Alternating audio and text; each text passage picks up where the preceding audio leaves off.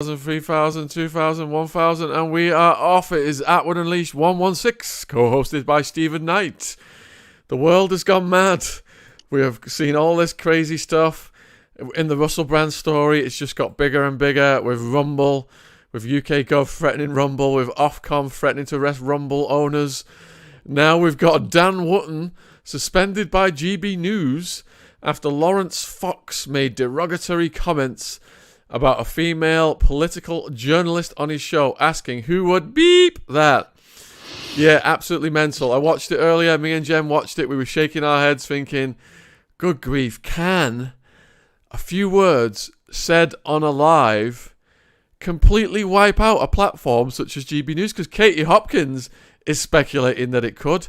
I've watched her response video to it, and she is saying that they are coming after GB News. The lawyers can smell the blood in the water, and with these enhanced powers that Russell Brand is talking about with Ofcom and the laws that are coming into force next month, they're going to be monitoring not just the dinosaur media now, Ofcom. They're going to be monitoring YouTubers, especially politicians who go on YouTube, because there's laws pertaining to that, she said, that they can finagle and work with. So the laws are getting stricter and stricter on broadcasters, and Ofcom apparently has been criticised in the past as being softy. So now they may be looking to make a few examples out of people. Who do you think they will be coming for next? Russell, maybe? All right, so looking at this story, the channel had GB News suspended Fox and apologised for his remarks about Evans. His remarks have sparked widespread condemnation, including from Wootton, who apologised twice, saying he regretted the interview. What he did was he compounded the issue, because you could see the hamster wheel going in Wootton's brain as these remarks are being made. And because he's on the spot and because he's live, he's probably getting tense, and he smiles and kind of giggles, and it looks like he's encouraging what the other guy's saying. I actually think it was a nervous reaction because he was on the spot, and he was realising, he was actually, you could see the hamster wheel, he's realising, hold on a minute, this could go the complete opposite direction. And he kind of like cuts his giggling to say, I'm going to balance this out, but it was too late, because when you are live, what you publish live is what counts. The apology later, what you publish live does the damage under the eyes of the law, and that's what counts. And let's get Stephen Knight's take on this. Yeah, that's a great point about going live. And I think the fact that he didn't push back on that comment in the moment does betray a lack of experience and professionalism, regardless of how difficult live news is. But I don't know if you remember when GB News was getting ready to launch, people were trying to nuke it before it even started. These kind of authoritarian identitarians trying to get its advertising pulled.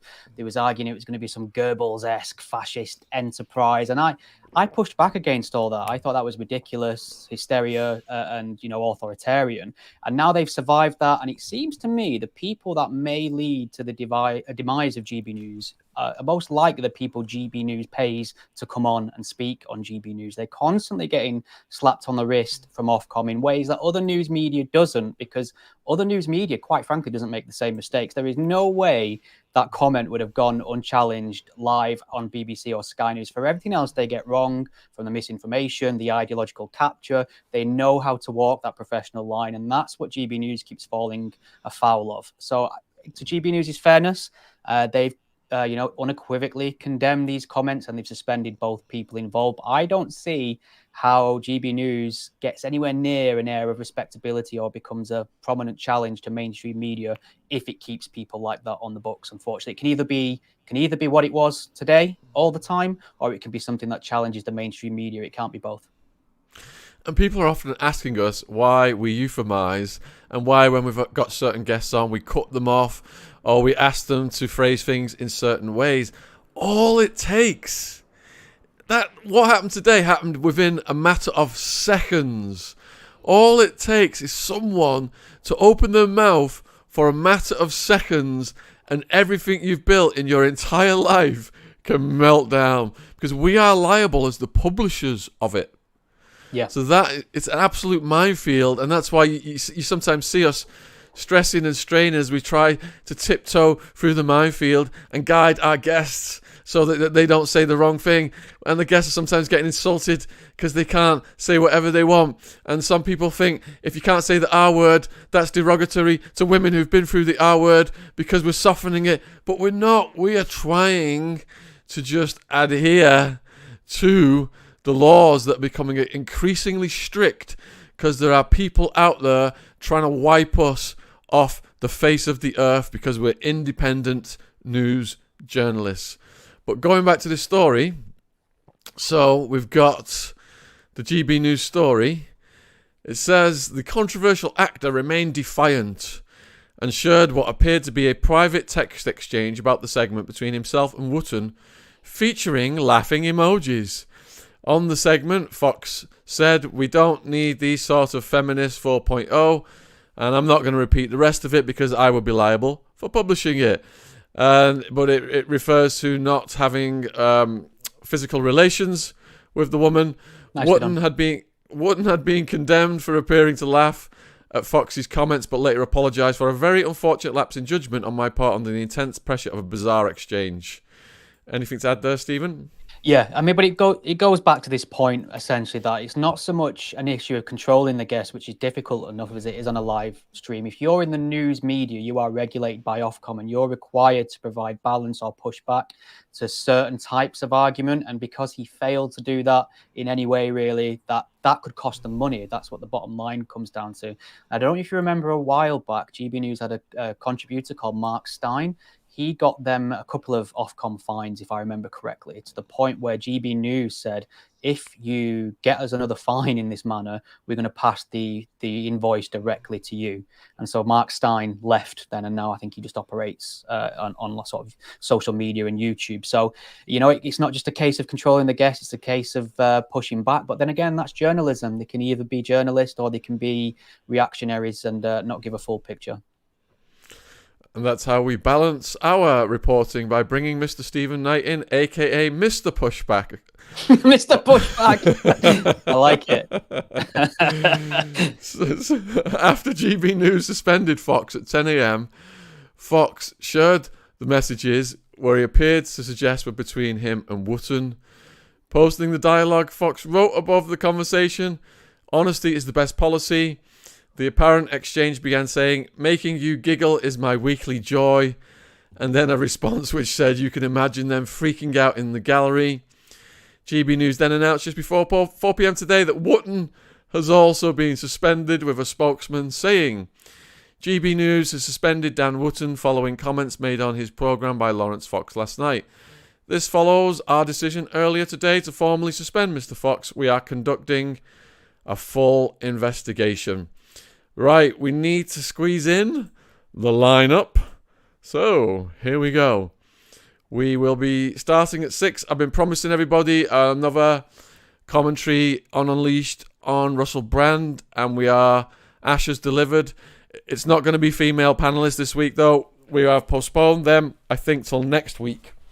But we've got two channel favourites. We've got Jay Dyer.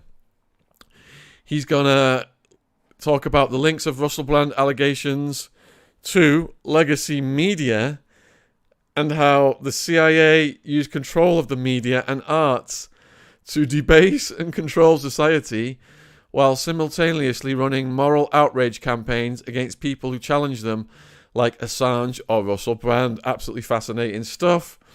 And Charlie Robinson also is dropping in, another fan favourite. And then Stephen takes over at 7. Yeah, senior fellow at American University in Moscow, Matthew Ehret, will join us for the first time on Attwood Unleashed. Matthew is also the founder of Canadian Patriot Review, Rising Tide Foundation, and author of the Untold Story of Canada series. Tonight's focus will be on the expansion of BRICS, BRICS, and what that means for the United States, followed at 7:30 by YouTuber and director Ryder Lee and writer Jay Weidner. They'll drop by to tell us about a new JFK documentary just in time for the 60th anniversary of his assassination. Using new technology, the filmmakers show what is really going on in the famous Zapruder film of the assassination of the 35th President of the United States, John F. Kennedy. Followed up by street epistemologist, Anthony Magnobosco. Anthony engages in civil conversations with individuals to uncover the reasoning behind their deeply held beliefs. Through thoughtful questioning, he examines the reliability of the methods used to form these beliefs and explore what alternate avenues for maintaining confidence in them. His intellectual journey aims to bridge the gap between belief and reality, fostering critical thinking along the way. Anthony's great. I know a lot of his work, very Socratic. And then we'll be speaking to Harvard professor Tommie Shelby. He'll be the final guest on YouTube this evening. He is the Caldwell Titcomb Professor in the Department of African and African American Studies and the Department of Philosophy at Harvard, where he's taught for more than 20 years. His newest book is The Idea of Prison Abolition, which is based on lectures he delivered at Princeton University in 2018. And then finally, we have got a pre-record on locals. I don't know if you guys saw the original video that Richard Kerr did about the Kincora Boys Home. It went viral. Absolutely heartbreaking. He's seeking justice for the horrific crimes that were committed on the boys at the hands of those monsters. So if you want to watch that interview, please join our locals community. We've got over 1,000 on it now. It's free to join. It's free to come on and comment and post stuff. And we've got a great community going on over there. And the link is in the description box below this video. And I can't wait to speak to Richard. It's been a while. But oh my goodness, what he's been through. It's absolutely mind-blowing. So we have got 4 minutes left before these guests come in. Just looking at the comments in the chat, please. Ziggy's asleep right now. I just checked, so I don't want to disrupt him. What other subjects have you been covering on your Substack, Stephen? Mainly just Russell Brand, like everybody else, to be honest. Though I think it's an interesting development that, a lot of these supporters have raised the perfectly valid point that it's innocent till proven guilty, and these accusations need to go to the police and through the courts. And it looks like they may be getting their wish in that regard. It looks like there have been official complaints, and the police might take action at some point. So we'll wait for that news story when it breaks. All right, cheers. Looks like the first guests are coming in, Stephen. So we'll see you at 7. Thank you, my friend. Have a good one. Cheers. Hey, Jay, how's it going, man? Hey, Shaun. Glad to be back with you. It's good to be here. Doing well. Thanks for having me back. This is a hot topic, so I've seen some of your coverage. I've been enjoying your takes. Thanks. Really appreciate you joining us. I think Charlie Robinson is going to jump on as well, but while we're waiting for him, do you want to just tell the viewers a little bit about you and where they can find you? Yeah, I do a lot of similar podcasting to stuff that you talk about. I talk about true crime. I've been doing some podcasts with your friend Sammy the Bull. You might have heard of him. I saw that. The Underboss. Yeah, so I cover geopolitical topics, history. I did a long discussion yesterday on the history of the Galen organization and the Western intelligence agencies, how they've tied in with a lot of the networks that they claim to be opposed to. People can probably figure out what I'm talking about. But we do a lot of movie analysis. We do breakdowns of books, history, philosophy, literature, and you can find me over at Jay's Analysis and over at my channel, Jay Dyer. And here's Charlie Robinson. Do you want to introduce yourself a little bit again, Charlie? Sure. I'm the host of the Macroaggressions podcast, now available on Rumble, and author of several books, including The Octopus of Global Control and The Controlled Demolition of the American Empire. Thanks for having me. Yeah, so as promised, viewers, we are going to be covering the Russell Brand case with Jay and Charlie, and I'd like to just start off saying, in the beginning when this case broke, it was all the R word and all this stuff, all these allegations, the accusers. And it looked like it was going to go from being a case of him maybe getting charged criminally and it going to court and the news reporting on that. But then all of a sudden, we've got Dane Caroline Dimage sending letters to various social media platforms saying, are you going to jump on, demonetize him like YouTube have done. And then when Rumble hit back, specifically, then the UK government threatening to use Ofcom to block Rumble from the UK and even arrest the proprietors if they step on UK soil. So when I first said something smells fishy here and there's a bigger picture, people were criticising me, standing up for this guy who's committed the R word, etc. But hasn't the actions of the British government and the threats to Rumble and now the threats to Ofcom, haven't they outed themselves that there is a big picture here? And I'll start with Jay. Yeah, exactly. I mean, my first thought was, if you go back maybe 10 years ago, my buddy Patrick Henningsen and I, we were doing a lot of articles at that time about the idea of trial by media, that what big tech wanted to do in the near future was to be able to basically bypass the legal protections that everybody has for their speech and have basically just whatever the mob and the media say be your trial and your conviction, guilty until proven guilty, right? And so in that regard, I think that this just bears out that trend. It reminds me, too, of the Johnny Depp case, because in that situation, I think the expectation was that Johnny Depp was going to be, he would lose that case. Amber Heard would be vindicated, because we all know you got to believe all women. Women are always truth tellers. They never make up stories. They never lie. And that didn't go the way everybody expected. So I think there's beginning to be a trend where people are kind of realizing, hey, maybe we shouldn't believe all women. Maybe women can lie too. I'm not saying that in the case of the Russell Brand situation. We don't know. These are old allegations from a long time ago. We had originally a news outlet that was doing an investigation. There hadn't been complaints to the police yet, which I think was really suspicious, in my opinion. But like you're saying, my first thought was, well, but he hasn't actually been in a court case yet. So this was exactly the attempt to bypass, the normal legal means of how you would go about convicting somebody. And that proves the point that we've been making, right? And then in response, everybody's like, oh, why are you trying to defend a rapist? You must love her. No, it's not like that at all. It's like, I want to protect my own speech down the road, everybody else's speech, right? Yep, Charlie. Well, he's getting the treatment. This is what you get when you talk about the, I think we talked about this last week. You want to talk about Bigfoot? You want to talk about interdimensional aliens? You want to talk about Elvis eating ding dongs at a grocery store? All day long. All day long. There's no problems with misinformation, disinformation, or any of that stuff.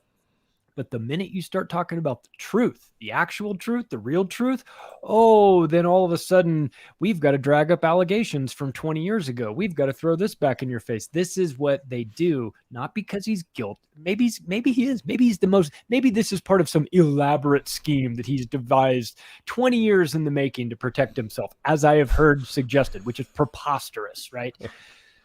Or maybe the powers that be don't appreciate an articulate, very reasonable, very logical guy with a massive platform talking about the things that they're doing that they don't want you to know about. Have we considered that, right? So again, look at Julian Assange. Different sort of case, but they threw the R word at him. No evidence. It doesn't matter if there's evidence. It doesn't matter. It is a show trial for your integrity. You are put on trial and tried in the court of public opinion.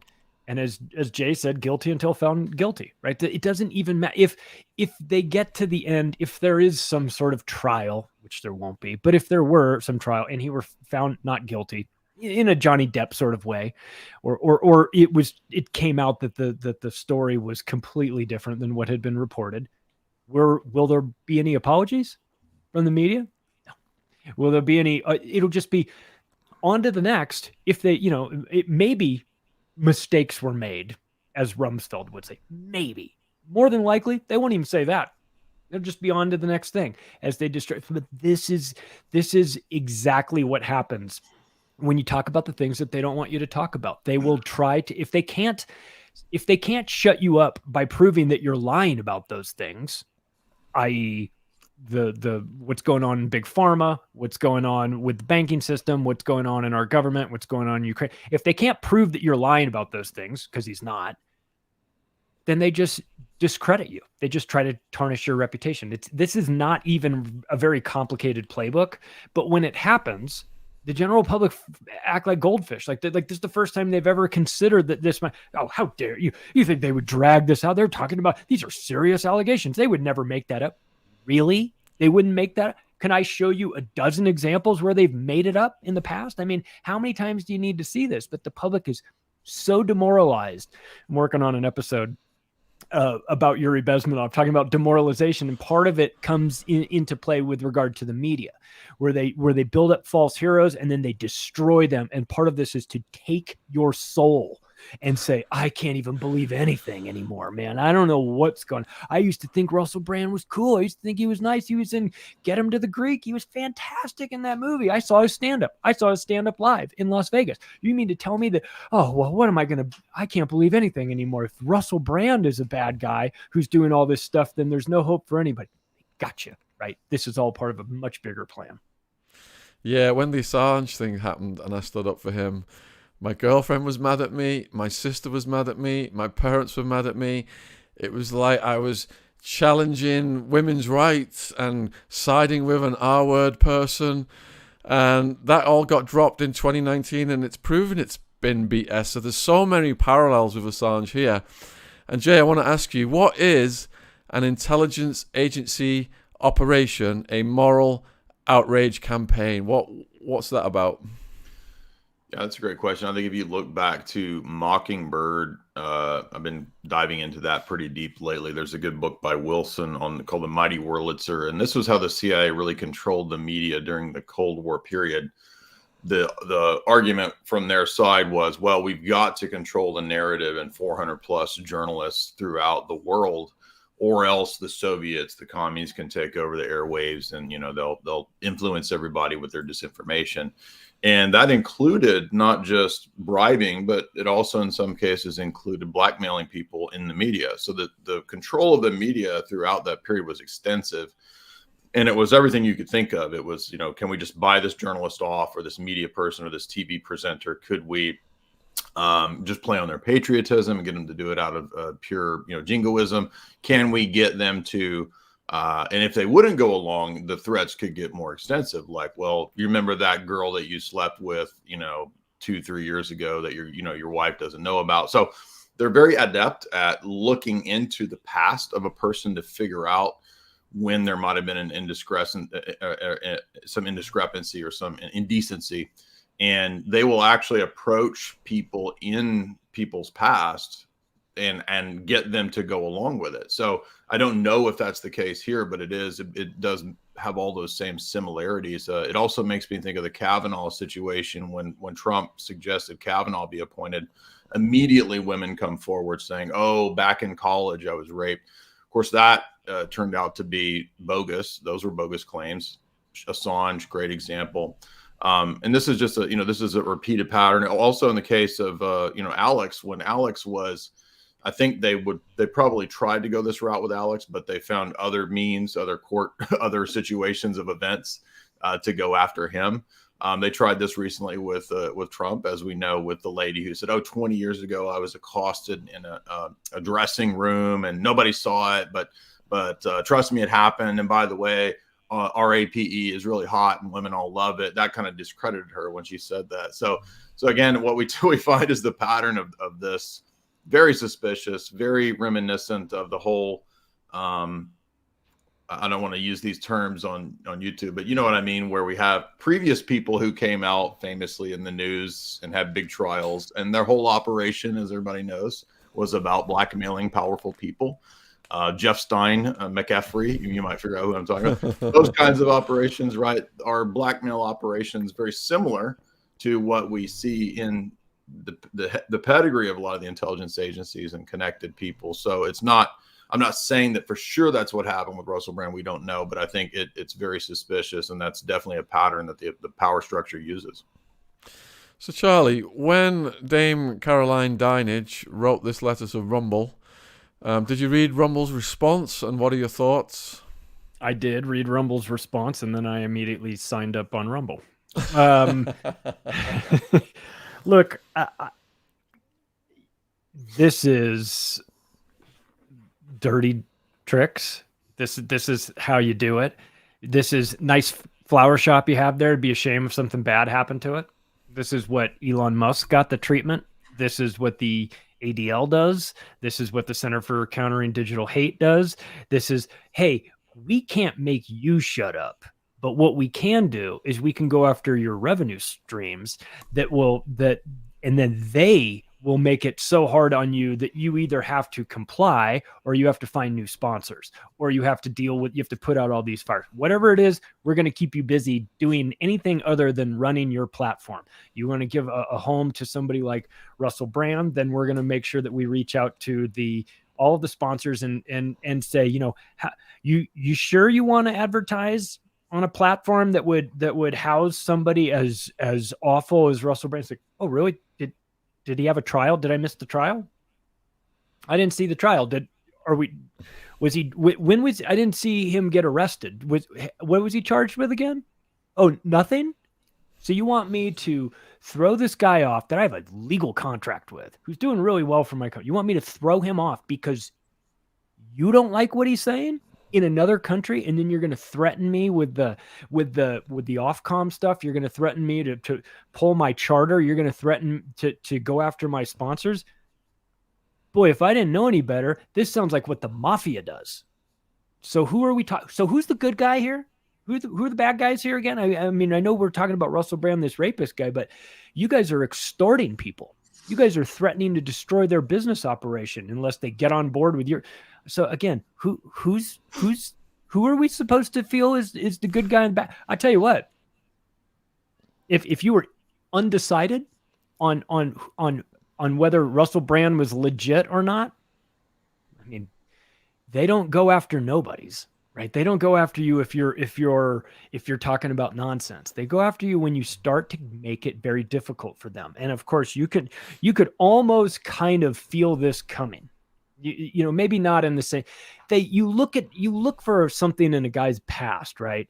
That would make sense, right? I'm not saying that he did it, but it could make sense, right? He's a good-looking guy. He's around a lot of women. Maybe he treated some of them poorly. All we have to do is find a couple that he treated poorly, or maybe they envisioned that this relationship was different in their heads than it was in his, or whatever. And 20 years ago, and I don't remember all the details. Doesn't really matter. All you have to do is have enough noise surrounding it. That's good enough these days. And the general public doesn't dig in. The general public's not like, give me the court transcripts. I want to peruse this. I want to look through what he's. They have 5 seconds to make a decision on how the media knows this. And they know that this is psychological warfare. So not surprised. I think the NWO is zapping Charlie as we speak. Anything, but Charlie's frozen. Sorry. All right, let's go over to Jay while we see if Charlie stabilizes. So what I was going to say next was, viewers, we've got Charlie Robinson and Jay Dyer live. If you've got any questions, wherever you are watching this in the world, Facebook, Twitter, YouTube, put them in the chat. We will see them. I'll put some on the screen. Now, since we last spoke, Jay Russell, he came and started doing videos again. And I was thinking, with this going on, I imagine his wife probably took him to one side and said, look, Russell, if you keep going like this, perhaps this is a shot across the bow. You could end up like Julian Assange. You've got 2 kids. You've got another one on the way. Maybe you should chill out. But he came back blasting. He's obviously got big cojones. Right away, straight into the military-industrial complex, straight into Big Pharma. All of the people that he thinks are conspiring against him, letting them know he's not backing down. He's going to take it to the next level. Do you think this is a kamikaze move and he could end up like Assange? Because if they're not going to shut him up with what's happened already, they will step it up. Or do you think it's essential that he did do this because he's in a battle for his life, for his reputation right now?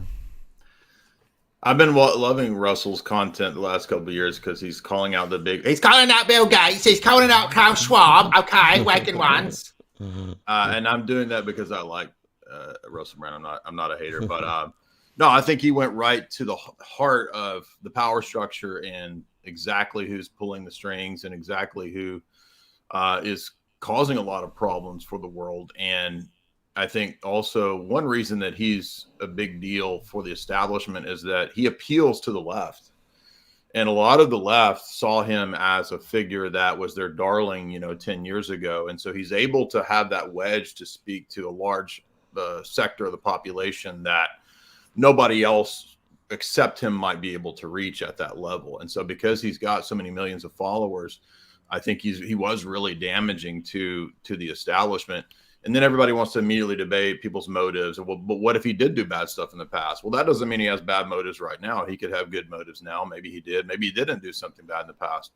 The fact of the matter is, just like Elon Musk, people that begin to do things that damage the establishment, regardless of their motives, they have to be controlled. They have to be reeled back in. They have to be put back on the plantation, so to speak. So I think that his move here was smart because if he backed down, he knows that the people that he's dealing with, you can't placate these people, right? These are people that they're not going to be like, okay, you back down, we'll let you go back to having your free speech on Rumble and wherever. No. The system never back. They just always double down, triple down, quadruple down. And so I think he knows that you have to just go full bore. You might as well yourself double down because that probably is the best move with who you're dealing with. All right, so I'll give this question from Patricia Burns to Charlie then. So she's curious about the timeline. Why Russell Brand now versus Jimmy Savile? It didn't come out about Savile until after he had died. Well, Savile played ball, and Russell Brand doesn't. So yeah, you can't. Jimmy Savile was always he was knighted. Right. So he's on team bad guy forever. And they didn't have to worry about him. Russell Brand, they have to take him out now because he's too much of a threat to the establishment. And to piggyback off what Jay said, there's two strategies when it comes to having all this information in your head about the status quo, the people in power. You either say nothing about it forever, or you say everything about it. But if you tease it a little bit, if you say, I have information and I may put it out, that's when you wind up in a whole lot of trouble. So for Russell Brand right now, it's war. There is only one strategy, and that is to double down, to tell everything, to call everybody out and put so much pressure on them. Because if you half-ass this, they'll kill you. Straight up. They will make sure that you never get a chance to say it. But once you say everything and it's out there, then there's not a whole lot they can do. Then if they kill you, you're a martyr. So again, and I'm not trying to say that they're going to take it to that level with him, but they have in the past with people, and they very well could. So if you're for a strategy moving forward and you wonder about like the timing of it all, like, when do I say this? You say it immediately. You say everything. If I would start naming names, I would go nuclear on this, because at that point you've at least got a chance. But if you go sort of, oh, I hope they call off the dogs, they're not going to call off the dogs. The dogs are out for a reason. So you have to fight fire with fire in this case. And I think that if he, or they bring in Harley Pasternak, right? And they send you to Cedars-Sinai and they scramble your brain like Kanye, and then they put you back out there and then you nod along and say, yes, I love the Empire. I love the Empire. So you don't have many choices here. His only way out is through, and in my opinion. Anything to add to that, Jay, before the next question? No, I completely agree. I think, Charlie's on point with that. I mean, what else can you do? If you try to, these people, when they smell blood, I mean, they don't stop. So you can't like, okay, I'll back down. Then they're going to continue to ruin you, because why would they let you go back when you're still the possible threat that you might revert back to your anti-establishment stance? So they're going to have to, try to destroy him, or Russell will come out victorious. So we had a media lawyer on last week. He actually had represented Philip Schofield, and his insight was such. We asked him what the worst case scenario for Russell was, and he said he's looking at criminal charges and possible prison sentences in at least 2 jurisdictions, the UK and California. And the next question is from Kanzi, artist, who is wondering whether we think Russell will be jailed. So go for that, Jay.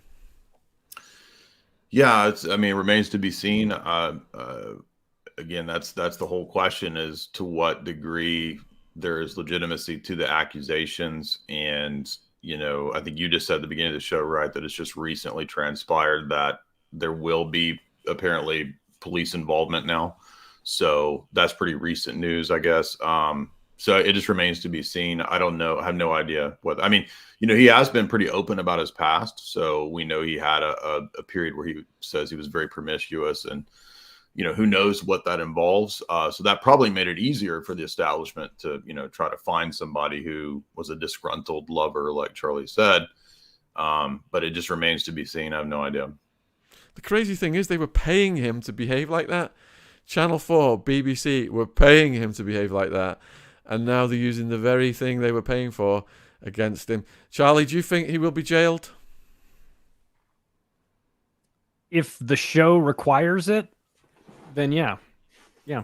It's not like there's going to be real evidence, right? That this is all going to be, an email, a voicemail, something taken totally out of context. Anything is possible at this point. Yeah, for sure. It's not because there's actually a case here. We've watched plenty of cases where it doesn't require a ton of evidence to get these people into a courtroom. They can just as easily pay somebody to lie on the stand as they can to lie to the media. But there's no barrier these people won't cross. If it is important to them that he goes away for a long, long time and be made to look and to discredit him however they can, if they can't accurately or adequately do it through their current media assassination tour, would they actually lock him up? For sure, if they could.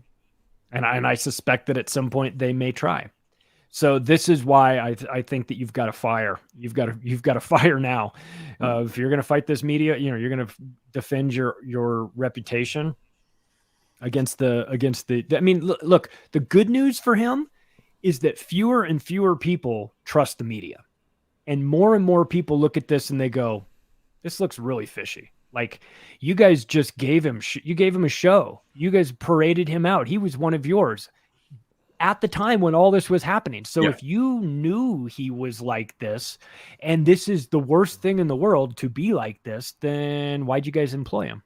Why'd you guys promote him? Why'd you give him movies? Why'd you give him comedy specials? Why'd you do all these things? If he's such a bad guy and everybody knew he was a bad guy, why did you keep employing him? Unless either you don't care that he was a bad guy, or he wasn't a bad guy, or you can make money off of him. So again, the media, this tactic worked really well about 15 years ago. Like it was way more effective. These days, it's not as much of a slam dunk. That, unfortunately, is the reason why I think that they could go to the criminal side. Now, once you start to say, well, it was just, I thought it was just media, but now there's a criminal investigation. Whoa, hang on a second. Now we have to take this seriously. This is what you might have to do, not because he's actually guilty of those things, but because the media apparatus isn't as powerful and influential as it used to be. And people are starting to notice these things. So, hold on a minute, Charlie. Are you calling into question the accuracy of the Times and Channel 4? Aren't the legal departments infallible? Hold on a minute. Rupert Murdoch owns the Times. Didn't these guys tell us that Saddam Hussein has weapons of mass destruction?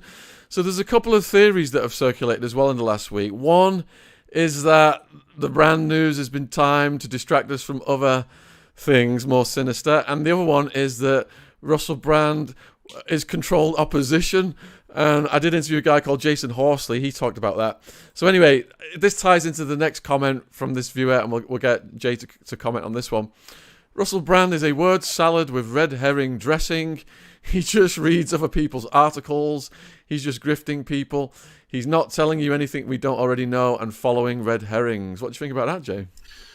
Well, again, I hear this objection a lot, and people say this in regard to Elon Musk as well. And I always say, look, it's impossible to judge somebody's motives, you know what I mean, from my vantage point from the other side of a computer screen. I mean, unless there's some egregious case of fraud or con artistry that comes out in regard to somebody's personal lives, something like that. I mean, it's just not really possible to know their motivations. And so I don't spend a whole lot of time worrying about who's a Fed, who's a shill, who's a grifter, who's a fake, because it's hard to, it's something that you don't have direct access to. So I think that if we just look at the basics of, he didn't have to do this. He was already successful. He could have maintained his, position.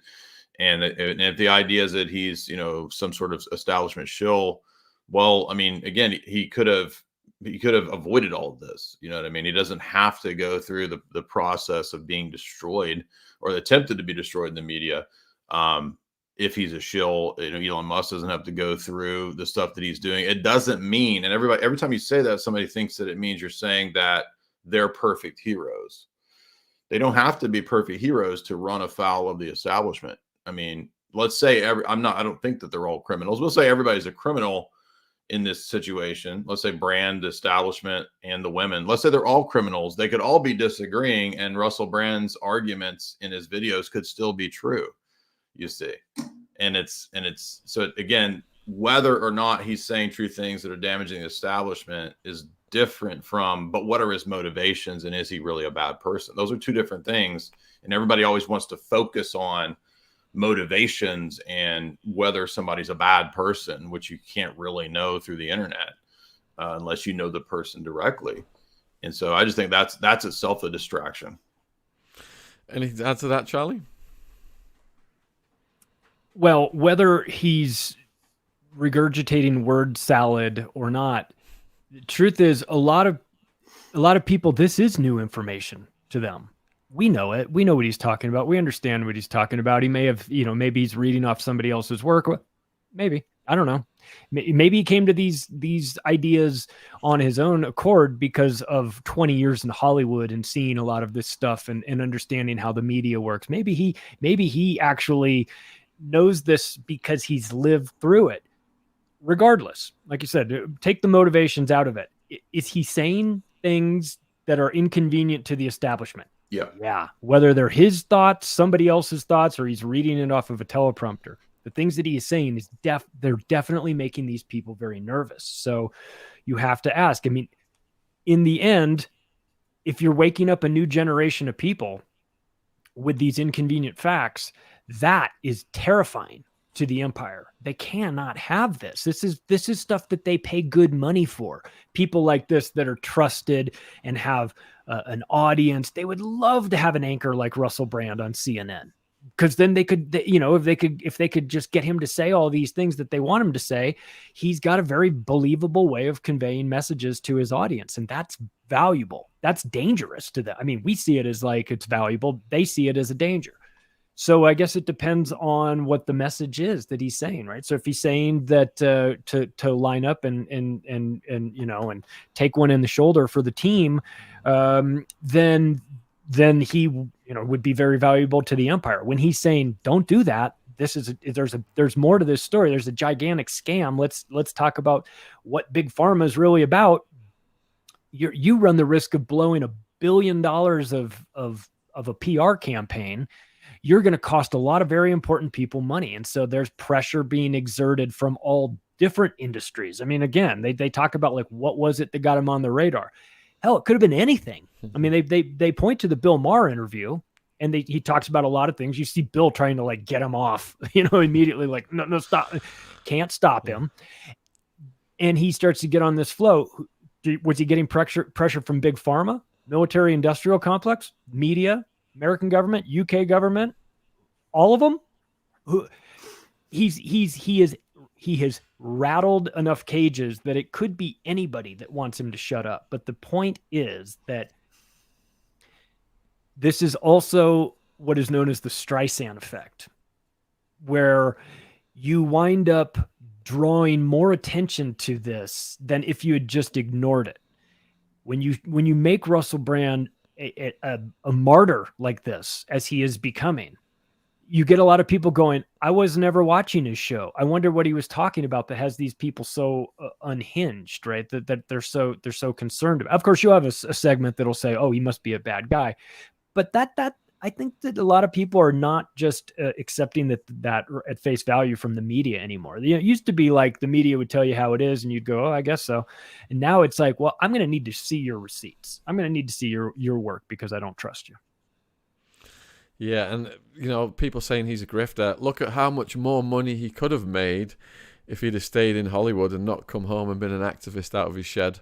All right, so next question for Jay, and this is from UN Vlad Sale. Do you remember the Trump admin Mike Pompeo's CIA planned a possible assassination of Julian Assange? Do you guys remember that? I don't remember that, but I wouldn't be surprised. It doesn't seem out of the realm of possibility. I think it was always a failure on the part of the Trump administration that, Trump clearly benefited from a lot of the information that Assange put out. It helped him in many ways to get elected. A lot of the WikiLeaks, leaks were tremendously beneficial to Trump. And then, I think the expectation, I don't know that Assange was doing that for Trump, but it ended up doing that. And then I think a lot of people expected that Trump would help Assange or in some way try to get him clemency or reach out. And that never happened. So Trump, I think, saw him as politically toxic that would have hurt his campaign or his image. And so he failed to really help in any way with Assange. And I think that was a huge failure for Trump. But I wouldn't be surprised if there wasn't, on the part of people like Mike Pompeo, the possibility of these contingency plans. It wouldn't surprise me at all. Was it Hillary, Charlie? Do you remember that was planning to take Assange out? Oh, I definitely remember Pompeo mentioning something about it. I don't know how far into the plans this really was, but again, with somebody like that, you have to be very careful. You create a Martin Luther King type character. You create somebody that the general public becomes very sympathetic to by executing somebody that's telling the truth. And because eventual, future generations will look into something like that and they'll go, oh, this guy didn't do anything wrong, or this guy was trying to stop the empire, and this is what happened. So it sends two messages. There's a very chilling effect about that. If you get on the wrong side of this empire, they will murder you, right? Danny Casolaro, you name it. Like, there's a lot of guys that have written books about this stuff that end up on, packed in a bathtub somewhere. So it sends that message. But then the flip side of that is, you better be very careful with how you handle these activists like Assange or these people, somebody that like Russell Brand that comes up, because if you really destroy them, then you look like the bad guy. You, the empire, look like the bad guy. You look like you're validating everything that they were talking about because you're in such a hurry to silence them that it must be true. So they have to be careful with that strategy as well. I mean, they're in a predicament with Russell Brand. Also, let's not forget, he's very likable, right? Your default mechanism when you hear Russell Brand is to think he's undeniably charming, and that is a powerful tool that not everybody has, especially the people in the media and especially the people in government. They would love to be charming. They're not. If they were charming, their jobs would be a lot easier for them. So they see something in him that they don't have, and they wish they could have that. They'd love to weaponize that charm. And maybe a case could be made that they did for 20 years or so. But whatever has happened, something has changed. He is either broken programming, he has woken up to the lies, he's decided, he's had a family, and that changes your perspective on things. Congratulations, Shaun, So this sends you into a whole new orbit. You start to see the world a different way. And maybe he's having some revelations of, do I want to be remembered as the party guy that was running around with all these chicks, or do I want to be known for something of a little bit more substance than when I leave this world for my kids to say, oh, my dad did something important, right? And if you change your methods and you change where your strategy and you decide to talk out about this, and you've got all that ammunition from 20 years of watching these people, and you're charming, and you now have a platform that we could never have, we don't have that access. You become a real danger to them. So on some levels, frankly, we shouldn't even be surprised that this is happening. We should be thinking, like, what took them so long to get to him? So Alex wants to know whether you guys would think Joe Rogan would have Russell on again, but I'm going to rephrase this question. So Jay, do you think that Joe Rogan would be sympathetic to Russell Brand because he himself, Rogan, went through what could possibly have been a black ops moral outrage campaign? Yeah, I don't know what would be in Joe Rogan's mind per se. I've never talked to Joe Rogan, but my guess would be that a lot of what would dictate this kind of stuff would be maybe not at the time of all the heat. Maybe when the heat passes, he would have Russell back on. But yeah, I think that Joe Rogan deep down would be more sympathetic, given what he's experienced and seeing how they go after people with, trying to find anything. Did he ever say something that could be construed as racist? Did he ever offend a woman? Did he ever do this or that? They'll literally try to find anything. They go through all of your history. And that's part of what big tech, I think, always wanted to do in terms of control, social control, was to have this kind of record of all of your texts and your interactions and who you tweeted and who you sent pictures to, as a form of soft kind of blackmail or just outright blackmail. So, I think Rogan has experienced this, and so he would probably be somewhat sympathetic if it turns out that Russell Brand hasn't engaged in any illegal activities. So we've got a question for Charlie then. Do you think there is plenty of dark secrets Russell holds whereby he could speak out about the BBC and other powerful people? Yeah, I mean, this is mutually assured destruction in some levels, right? This is part of how Hollywood works. I know what you're doing. You know what I'm doing. This is not just Hollywood, politics. J. Edgar Hoover showing up in drag to a party being thrown by Roy Cohn, right? And knowing that he can show up in that party and everybody in that place is going to keep their mouth shut because they've got the dirt on him and he's got the dirt on them. And we've all got nukes pointed at each other. And what are you really going to say? Do I think Russell Brand happens at BBC? 100%.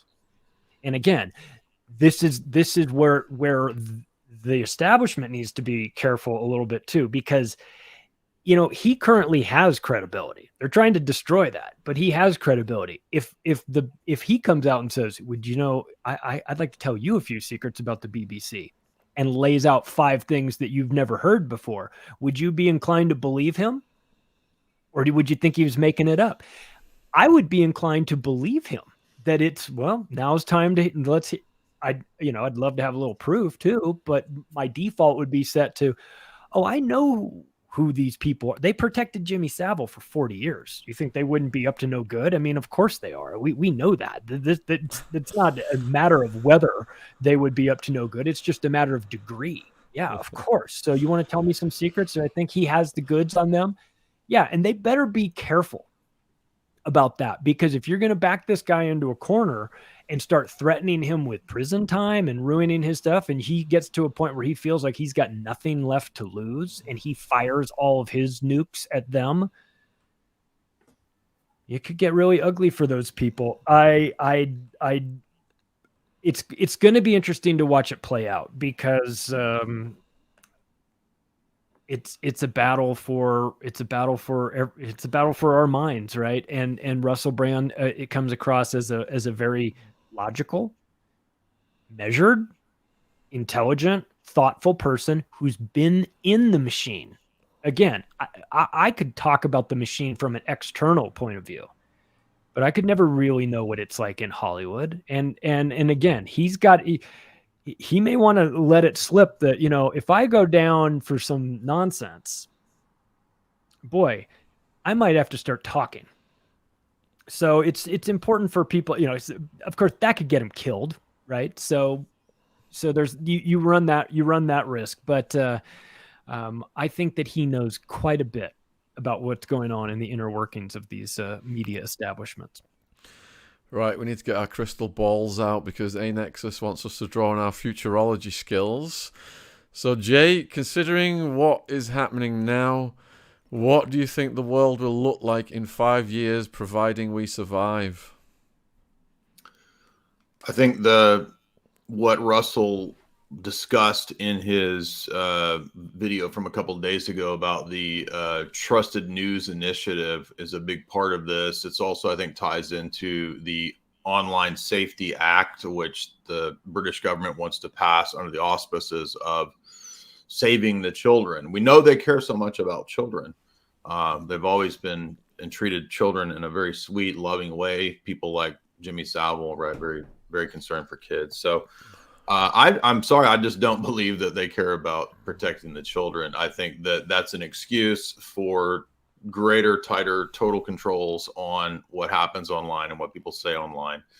And so if this goes in the direction of the establishment, then in 5 years, we could very well see a much tighter controlled internet where, you have private keys to sign on and you have to, abide by government strictures about what you can and can't say, approved and non-approved websites. I think a lot of these things like NewsGuard and all the stuff that's rolled out already is the preparatory phase of basically a kind of social credit score where controlling what you can and can't say online if the establishment has the upper hand here. If not, and we start to see more and more people seeing through this, then this will fall apart and we'll be able to at least maintain some freedom online. What do you say, Charlie? Do you think 5 years from now they'll have so much surveillance tech that we won't even be able to be having these conversations? Well, I'm in this Yuri Bezmenov mode since I've been working on this, and there's a 4 steps to ideological subversion. First step takes 20 years, the demoralization, but then the next process is destabilization. That's 2 to 5 years. And so within the next 5 years, how far can they further destabilize things? You can already feel it. Fight. We all have to fight. Getting everybody, workers against union or workers against the big business fighting. Parents are fighting. School districts are fighting. They're turning teachers against students. They're trying to get everybody into this radicalization where they can fight, because then comes the crisis. It's the problem, reaction, solution. And once the crisis comes in, then they offer this solution. And my fear with regard to the internet component of this is an online false flag of some event that happens. And the response is, if only we had known who this person was, we could have stopped it in time. But they were using a VPN and they were using a fake name on Twitter. And they said they were going to do all these things. And it was all there in retrospect. But we didn't know who the person was because they were anonymous. So therefore, in order to make sure that this terrible event doesn't happen a second time, we're going to need to go to an internet ID card. We're going to need to know who you are. If you have nothing to hide, then you have nothing to worry about, right? As Janet Napolitano, the director of Department of Homeland Security, said. So I can envision that where they work backwards. They create a crisis and then use that as the justification to remove more of our anonymity online, our rights online, and get us into a place where the internet is a controllable.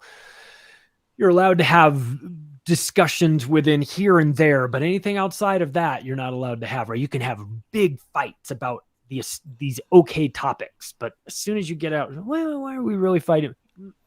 They cut you off, right? Or they turn you off, or they kick you out. So that's unfortunately the direction I feel like we're going. I'd love to be more optimistic and say I think that we're going to turn it around before we get there. But unfortunately, I think that walking ourselves into a digital gulag is something that they fantasize about. And unfortunately, we are easily led as a society, and we need the internet too. Let's not forget about that. We become very dependent on it. And so when all of a sudden, you can't shut your mouth on Twitter, you better, or else you can't access your bank account and you can't access your email. You can't do your job and you can't get on a Zoom call with your boss or whatever, so they have ways to make you comply. And in the next 5 years, it's an interesting point. It's an interesting thought experiment. Where are we going to be in 5 years? I don't know, but that's as long as they need for the destabilization process. I'll tell you that. Wow. Great answer. Jay, do you anticipate any black swan events that could reshape society into a digital gulag? Yeah, we know that Klaus a few years ago ran the famous drill that would tie into what Charlie's talking about called Cyber Polygon. And in that exercise, they included multinational corporations as well as many large governments. And the idea was what would happen if unknown anonymous persons online basically shut down or attacked major elements of cyberspace like power grids or the internet itself. And the reactions are fascinating because it actually points out in the Cyber Polygon exercise that as a result of this digital pandemic, this digital fake flag event, they would then have the ability to target everyone who dissented or gave different narratives as cyber terror. And so you would be picked out, you would be pinpointed, and this would allow for a complete shutdown, as the exercise argues, of all speech that is not the narrative of the establishment. So there is actually an exercise for that very thing called Cyber Polygon. Whew, good grief. All right, so next question. We got Pink Diamond. If Russell Brand is famous for sure, but how long can he keep going with the money if they keep taking his money? Charlie. Well, that's part of the trick, right? They choke you off to your financial resources. I mean, at some point you have to make a decision. You have to make a business decision. How long can I keep this going, right? So my guess is that if he's this big of a threat, they'll hit him every way that they can hit him, reputation wise, his ability to work, his ability to make money. We started off by talking about what they were doing with Rumble. We can clearly see they're targeting not just him on Rumble, but Rumble itself. To go after the revenue streams. They've done that to us in the alternative media. That was a decision that was made back in 2015. So we saw that the silencing of if you can't shut up the person, then make it so difficult for them to live financially that they have to spend half their time getting another job, doing something, anything that you can do to disrupt them, to take away their financial capacity, that plays a role. You could be Russell Brand and have all the money in the world, but at some point it'll run out, right? Especially if they drag you through, lawfare and keep you, bleed you to death with lawyers' fees and make you defend yourself against all of this and make it go on and on and on, and scare away anybody that would ever think of putting money in your pocket. It's very effective, and it's a tactic used by tyrants. Of course, this is not what you do. We have people that are accused of things much worse than Russell Brand walking out of prison, walking out of jail in processing centers in Los Angeles, New York, Seattle, and elsewhere, without doing 15 minutes inside of, to get their mugshot taken, sign a document, and they're out, right? But now all of a sudden, this guy is the next Pol Pot. Come on, it's pretty preposterous. Yeah, and we're feeling it here on a smaller scale, whereby since we've been reporting on Russell Brand, we're getting good views, but every single live stream we've done, going over a week now on this subject, has been completely demonetized from the get-go. Once the views die down, then they turn it back to green light. So there's a financial disincentive working here. All right, so we've got a question from Festival 130. We'll give this to Jay. Are they just throwing these accusations out there, hoping to snare someone with a viable case against him, seeing if they can strike lucky? Is that part of the plan? Yeah, they'll go for anything, right? And then try to find anything that can stick. Like I said, if it's not I think that spiciest thing is a sex scandal, right? Because people immediately feel morally inclined to feel like they're better than that person, right? If they've done something horrible, or even if it's just an accusation. I mean, the Me Too movement, for example, was, and I'm not saying there weren't women that were, that no women were abused in Hollywood or something like that. But in my view, hashtag Me Too was able to shift away from the questions of young people being abused in Hollywood. Then it turned it over into a self-aggrandizing, opportunistic system for a lot of women to say, I had my butt grabbed and it traumatized me. So, they'll give me a bunch of media attention, by the way. So I think it was very nefarious in the way that it shifted away from real stuff. And so in the same way, the society is very sensitive to these topics, and they'll just latch on to the accusations. And it's been that way for a long time. And so now they're just really running wild with that strategy. So yeah, I think they'll just go for anything. And if it's not something sexual, they'll move on to something legal, some legality where you didn't file perfectly a tax return 10 years ago or something. Thanks for the super chat, Katja. Because we're running out of time, I'll try and get through as many of the questions as possible. So next one for Charlie, then Jenny. Are they really telling you all sides or all options and letting you make up your own mind, or telling you the establishment narrative, then the controlled opposition narrative to choose from? Yeah, you never get all the options on the table. They certainly want you to feel a certain way about that. That's why they're framing it this way. That's why it was a coordinated attack. It was, it all happened all at the same time. But look, we're getting into a world now where you don't even need to be guilty of these things. We have deep fake technology. You don't think that there's hundreds and hundreds of hours of Russell Brand speaking into a microphone that they can make him say whatever they want him to say. They can dig up an old voicemail from 20 years ago and have it say, I'm so sorry about what I did to you last night. It was, again, I'm not saying that they're doing that. I'm just saying if they want to, this is the world we currently live in.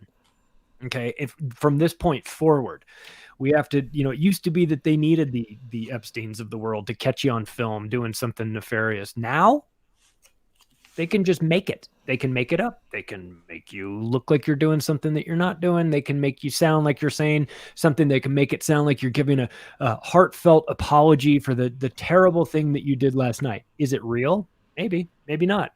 We won't know. That's the problem, is that we're in this world where it's hard to tell what's even true anymore with the technology that exists. And that I think should be something for people to consider moving forward. I'll give Jay the next one. It's from Lorna. Is Russell the Pied Piper, the trickster? Your thoughts? My opinion, my analysis, a lot of the stories that come out when they try to defame people are people really trying to take somebody down. And so I think there's a tendency and with that, it's not without reason that we're suspicious of people, because there have been people that are in media that are liars and frauds and all that, for sure. But not everybody's a liar. Not everybody's a fraud. Not everything is 66D chess where the establishment is giving you a grifter to focus you on some other shill grifter. I mean, a lot of times it really is just what's happening is what you see happening, right? A person has deviated, the establishment's going after them because of that deviation, and they want to get him back in line. And I think that in this situation, that's my guess. I don't think that he's some secret shill. I mean, again, people are also, people have a progression to more and more truth. If they're seeking the truth, if they want to go in the right direction, I don't think we should immediately assume people have bad, nefarious motives, right? They might genuinely be gradually coming to the truth. And so we should be receptive to those people, not just automatically assuming, oh, I'm black pill, it's another grifter, it's another shill, it's just not like that. Like there are people that are sincere and they are really attacked by the system. So, Charlie, would you have Russell Brand on your show, and why? Yes. If so, or why not? Yes, 100%. Yeah. Tell your story. I mean, I see what's going on. I have zero respect for the media. But my default mechanism is set to, I think they are lying to me about everything. They have to prove to me that they're telling me the truth. I don't trust them when they tell me what the weather is tomorrow. I'm that black-pilled with regard to the media. I don't believe them. So when I see a core, and by the way, aren't these independent media establishment, all these different groups supposed to all be digging in and find, coming at a story from different angles? Isn't it a little bit suspicious that they've all got the same story at the same day, at the same time, with the same narrative? Like, to me, I would expect, if this were an authentic thing, I would expect different flavors of it, depending on who's researching it. I would expect different things. I see nothing but homogenization of the message. He's bad. He needs to be taken off. If you listen to him, you're bad by default. If you advertise on something that then your brand is stained with him. Really? I would have him on my show in 5 seconds, of course. Ash has said we can have some overtime to keep the questions going. Do either of you guys have to go right now, or can you keep going for a bit? I can stay. Yeah, I'm good. All right, so Katja wants to know if you've got any more details about the online safety bill or the TNI, any more depth to those. So I'll give it to Charlie first. No, not that I could speak about in a rational manner. I know that they're, again, whatever the name of it is, invert it, because that's what, if it says, it's the National Making Sure Kids Are Safe Online Act, then what is it'll be run by like Jimmy Savile's friend or something. You know what I mean? So again, whatever they name it, the Patriot Act, like all these things, you go, oh, is this a patriotic piece of legislation? No, it's the least patriotic thing in the world. Perfect. So whatever they name it, then just flip it and you'll at least be headed down the right track. I don't know the ins and outs of it right now. Okay, viewers, Ash has given us some overtime for questions, so put them in the chat if you want to get them in there before these guys have got to go. Karen J wants to know, are we in Orwellian times? Absolutely. I recently did a breakdown of a chapter, one of the most important chapters in all literature, which was the section in 1984 where there's this philosophical debate between O'Brien and Winston. And O'Brien really hammers into Winston's head that we don't just want you to say what we want to hear. We actually want you to be convinced that whatever the establishment, the party says is actually the truth. And so if we say 2 + 2 is 5, we want you to actually believe that and affirm that from your heart. That's the point of all the torture and the gaslighting and all of that they engage in with Winston. And I think that's a perfect analogy to where we are, because if you read the Rotiu book that I've been lecturing through about the Milner-Fabian history, that Royal Society clique is really behind the push for this insane level of gaslighting and getting everybody to believe what is even contrary to their 5 cents data. So what Orwell's writing about in 1984 is the Fabian socialism. Ingsoc, English socialism, is that Milner Royal Society Fabian socialism that they want to push throughout the whole world, which is that technocracy. So, Charlie, are we in 1984 already? Beyond? It's a little Orwell. It's a little Huxley, right? A little of both, right? You'll come to love your servitude chemically, right? So you've got the Huxley side of it, and then in Orwell, you've got the only language that's shrinking and not growing, right? So you've got the reduction. We've lived through that over the last 3 years as we've watched the definition of words change. We've watched words, that used to mean one thing. We've watched them be changed in real time online and Webster's dictionary, that terms that we can't get into here on YouTube about medical procedures and things like that. So it's not theoretical that we're in Orwellian times. It's a measurable observation. You can just go back and look through it. Orwell wept, right? If you saw this, my dream has come true. And again, by the way, these people, Orwell, the Huxleys, these people that are writing these futuristic scientific, these aren't just some guys that fell off a turnip truck somewhere. These are members of the Committee of 300. These are people that come out of that round table. These are people that come out of this agenda. It's not that we're writing some futuristic scientific book, and wouldn't it be cool if this is a blueprint for enslavement. that has been written about years in advance, and we're just finally getting to the last chapter of it. Thanks for the super chat, Deanna. We'll get to your question shortly, but the next one is for Jay from A Nexus. Can we already be tracked if we dissent against the elite narrative? And was Promise software set up for this? It seems like it. I mean, that was a 90s technology that had to do with backdoor that was placed into a lot of the tech at that time. And that there's a long, wild history to that Promise stuff. And it actually ties into the Big 9 event. It was reported on in Wired magazine even, so we know it's a real thing. As to how advanced that tracking is, I would imagine it's super advanced, and that they have files on every single person in the human race at this point, probably. So I think they keep up with. I mean, we already know they can do this like with social credit in China. So I would imagine that what they eventually want to put in place in the US is exactly the same. And they absolutely already know all of the people's, even a few years ago, I remember when they put out that a map network of all of the people in the dissident right and the alt-light. And they already had a giant node connector as to who was connected to who, and what philosophy or YouTube videos would lead somebody to the next level. And so that was a big thing that the academics were pushing to try to shut down all the speech in 2016 online. So I would imagine it's even more advanced than that. I mean, if that's what universities have access to, I'm sure it's more advanced than that at DARPA or the Navy. So, Charlie, obviously they're listening to everything we're saying presently. There's a transcript next to every YouTube video. AI's watching it all. What about phone calls? What about conversations in your living room? Is your smart TV beaming that data up? Yeah. But and all of this is scary, and all of this should give you the creeps. But there's one component to this that's probably more devious than them all. It's not the overt censorship from big tech, which you would expect, and it's horrible, don't get me wrong. But how do you quantify self-censorship?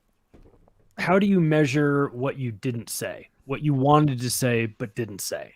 And how do you put a price on that? And if they can get you to question or second guess yourself before you open your mouth, before you look into the camera and talk on the microphone, and if I go there, it's gonna, they're gonna, for sure they're gonna come get me. I'm gonna be on the list I'm already on the list, but I'll be more. So what you don't talk about that you want to talk about, I feel like that on some levels eats away at you, and that can be the most horrific component of this, is that they get you to just stop talking in general. But couldn't they get around that, Charlie, if they could read your mind? Don't get me started on that. Listen. They are already working. They have been working on that for a long time. I mean, the thought crimes, Minority Report, Philip K. Dick writing about this stuff 60 years ago, 40, 50 years ago. I mean, this is the fantasy of these technocrats. The only question is, where are they on the scale of getting this completed? We know they want to do it. We know that the technology will blow your mind, maybe even read your mind. And the question is, who's got it and how are they using it? But that's something that will be coming at some point, right? You might really have to put on a tinfoil hat to get away from this. Jay, do you believe we went to the moon? I don't know the actual technology that NASA possesses, but I think that there's a lot of history that's questionable when it comes to NASA. I think a lot of the claims that NASA has made publicly contradict. So that, to me, justifies skepticism for what's presented to me as proof and evidence that we went to the moon. So, I mean, I believe that satellites are real. I don't think they're fake.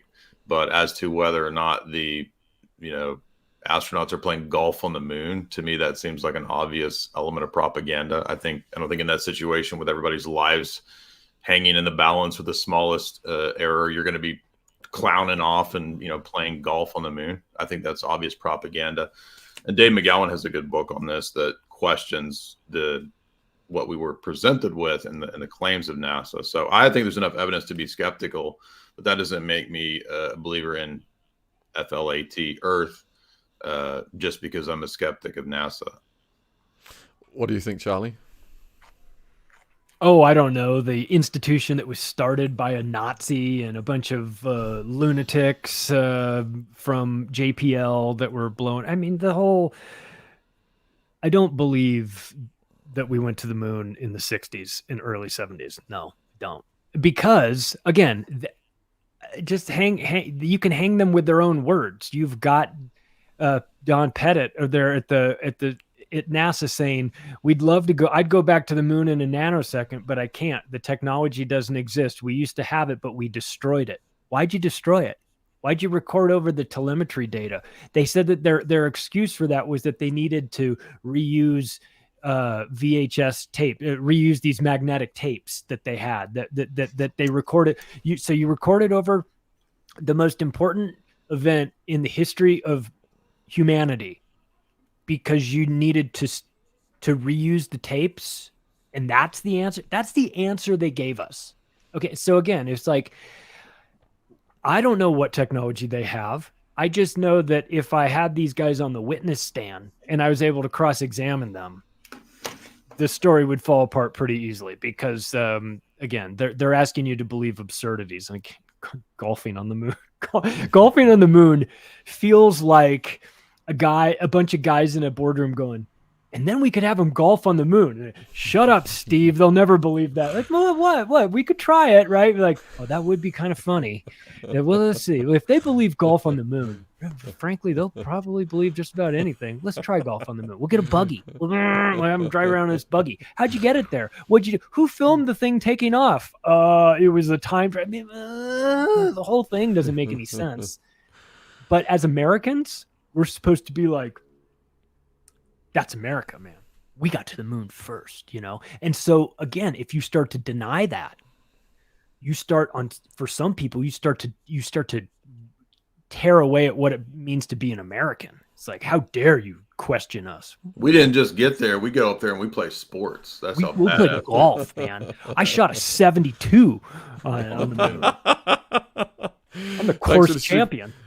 Thanks for the super chats, Robert and Music. Next question for Jay. Did the CIA start or found a channel in the US during the JFK years? A TV channel? Like a TV must be TV channel. Yeah. The infiltration of the CIA into the TV channels. I mean, actually, all of the major networks were started by members of British intelligence and the OSS. So Paley, Sarnoff, all those characters who immediately went into NBC, CBS, ABC, they were all from wartime intelligence. Absolutely. And then RFK, Rockefeller, RKO Broadcasting Pictures, that was all Rockefeller funded and founded. So yes, absolutely. Charlie, is Elon a good or bad guy? And which side is he really on? Well, I mean, I don't love brain chips, and I don't love the Defense Department contracts that he's got. He's intertwined with the government in a way that makes me feel very uncomfortable. There can be some components of him that I like and some components of him that I don't like. I don't have to be all or nothing. I certainly don't trust him. I just don't. I don't trust these people. I've got an episode that just went out this morning on macroaggressions called the PayPal Mafia. You can listen to that and find out where he comes out of with Peter Thiel and these guys. And these guys are deep government connections. They're all World Economic Forum, young global leaders. I mean, do I trust anybody with these? You know, you've got a lot of, your resume has a lot of things that make me question it. Your background, your upbringing and things like that. It feels a bit controlled. I certainly do like from time to time when he gets in it and starts, sort of pointing out some of the discrepancies in the media narratives and things like that on Twitter. I like that he's gone after that. But then again, it's like I'm gonna stand up to the ADL while simultaneously my CEO is having a meeting with the ADL, and then we're gonna release those things on the same day. So it's like, Am I supposed to think you're fighting the good fight? But if you are, why did you bring in a CEO that is buddy with these people that you're supposed to be fighting against? So a lot of it feels like theater to me, and that Elon is playing some sort of role in this whole thing. And so I don't trust any of these people. Just that's my default. But I can still find little glimmers here and there and go, well, that was okay. That was less bad. Right. I like the idea of some of the things that he's working on, and I don't like the idea of brain chips. So brain chips is an automatic disqualification for me. I'm sorry. If you're doing that, if you're saying we have to fight bad AI with good transhumanism, you've lost me, because I know what transhumanism is, and that'll never work for me. So, Jay, is it possible that Elon could have been submerged in that WEF world but splintered from the dark side? I think he definitely has a deep state family pedigree going back to, I think his granddad or somebody was like a really formative technocrat in the history of the actual philosophy known as technocracy. So that's his background and his pedigree. So he definitely knows that world from the inside. I think it would be naive to think that there's not, some level of, intelligence spook connection to the world of Elon. But also, plenty of people from that world do genuinely begin to deviate. And when we see entities like, the power structure, ADL, this kind of stuff, when they come out after somebody like Elon, I think they really are coming after them.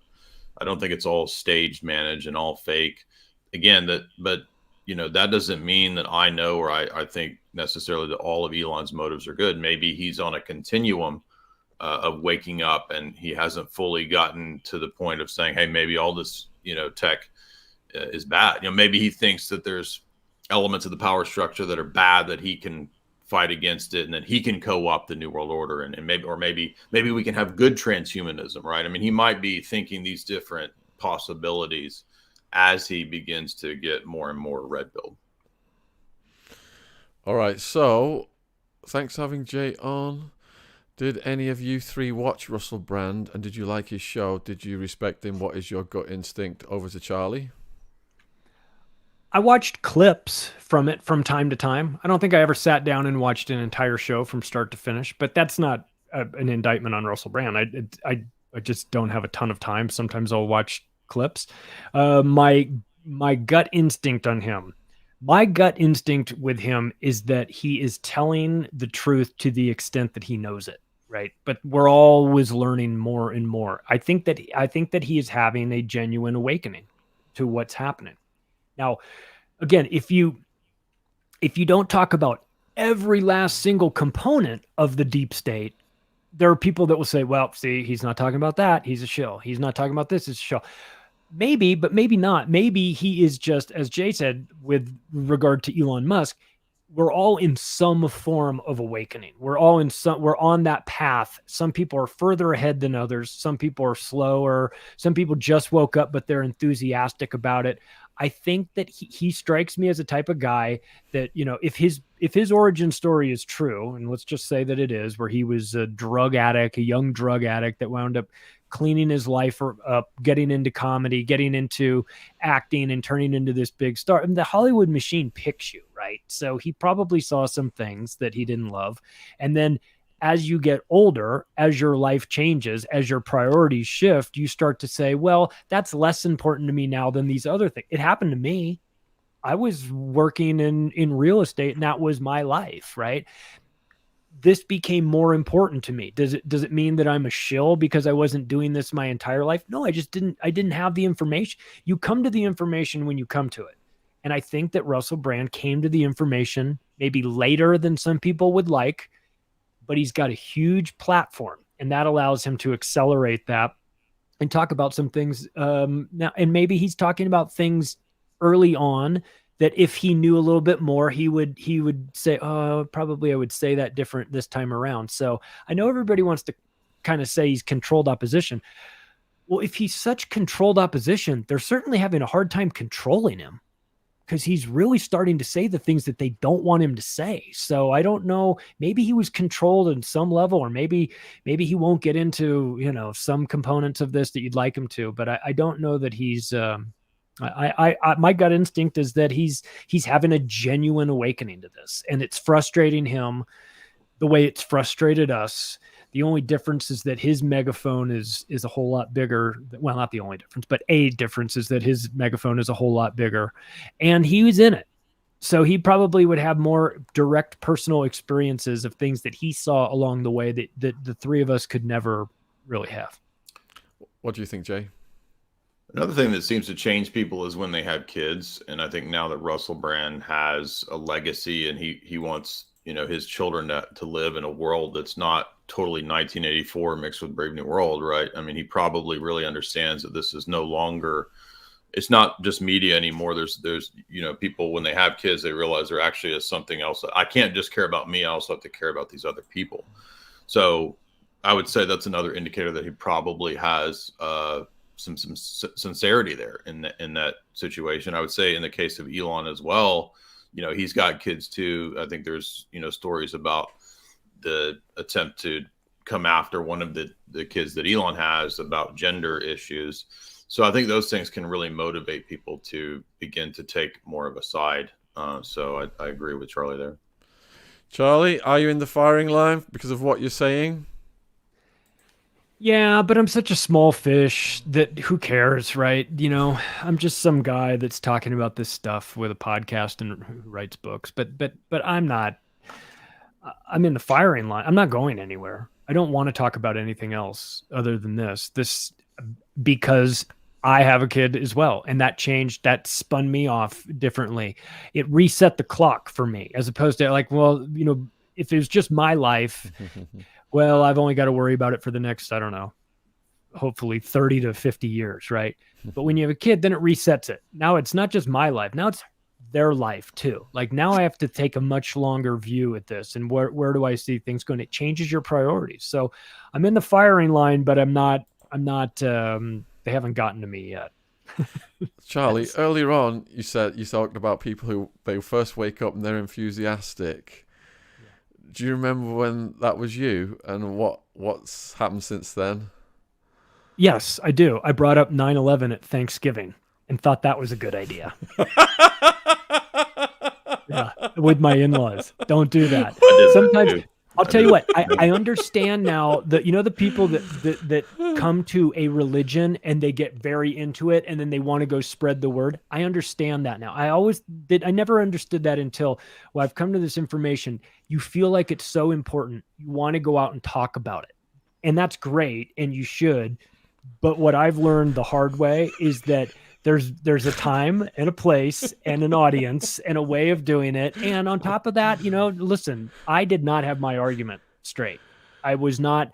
So you need to know it a little bit better. But yeah, I definitely know about coming to that information, and you just start thinking, if this is out here, what else is out here?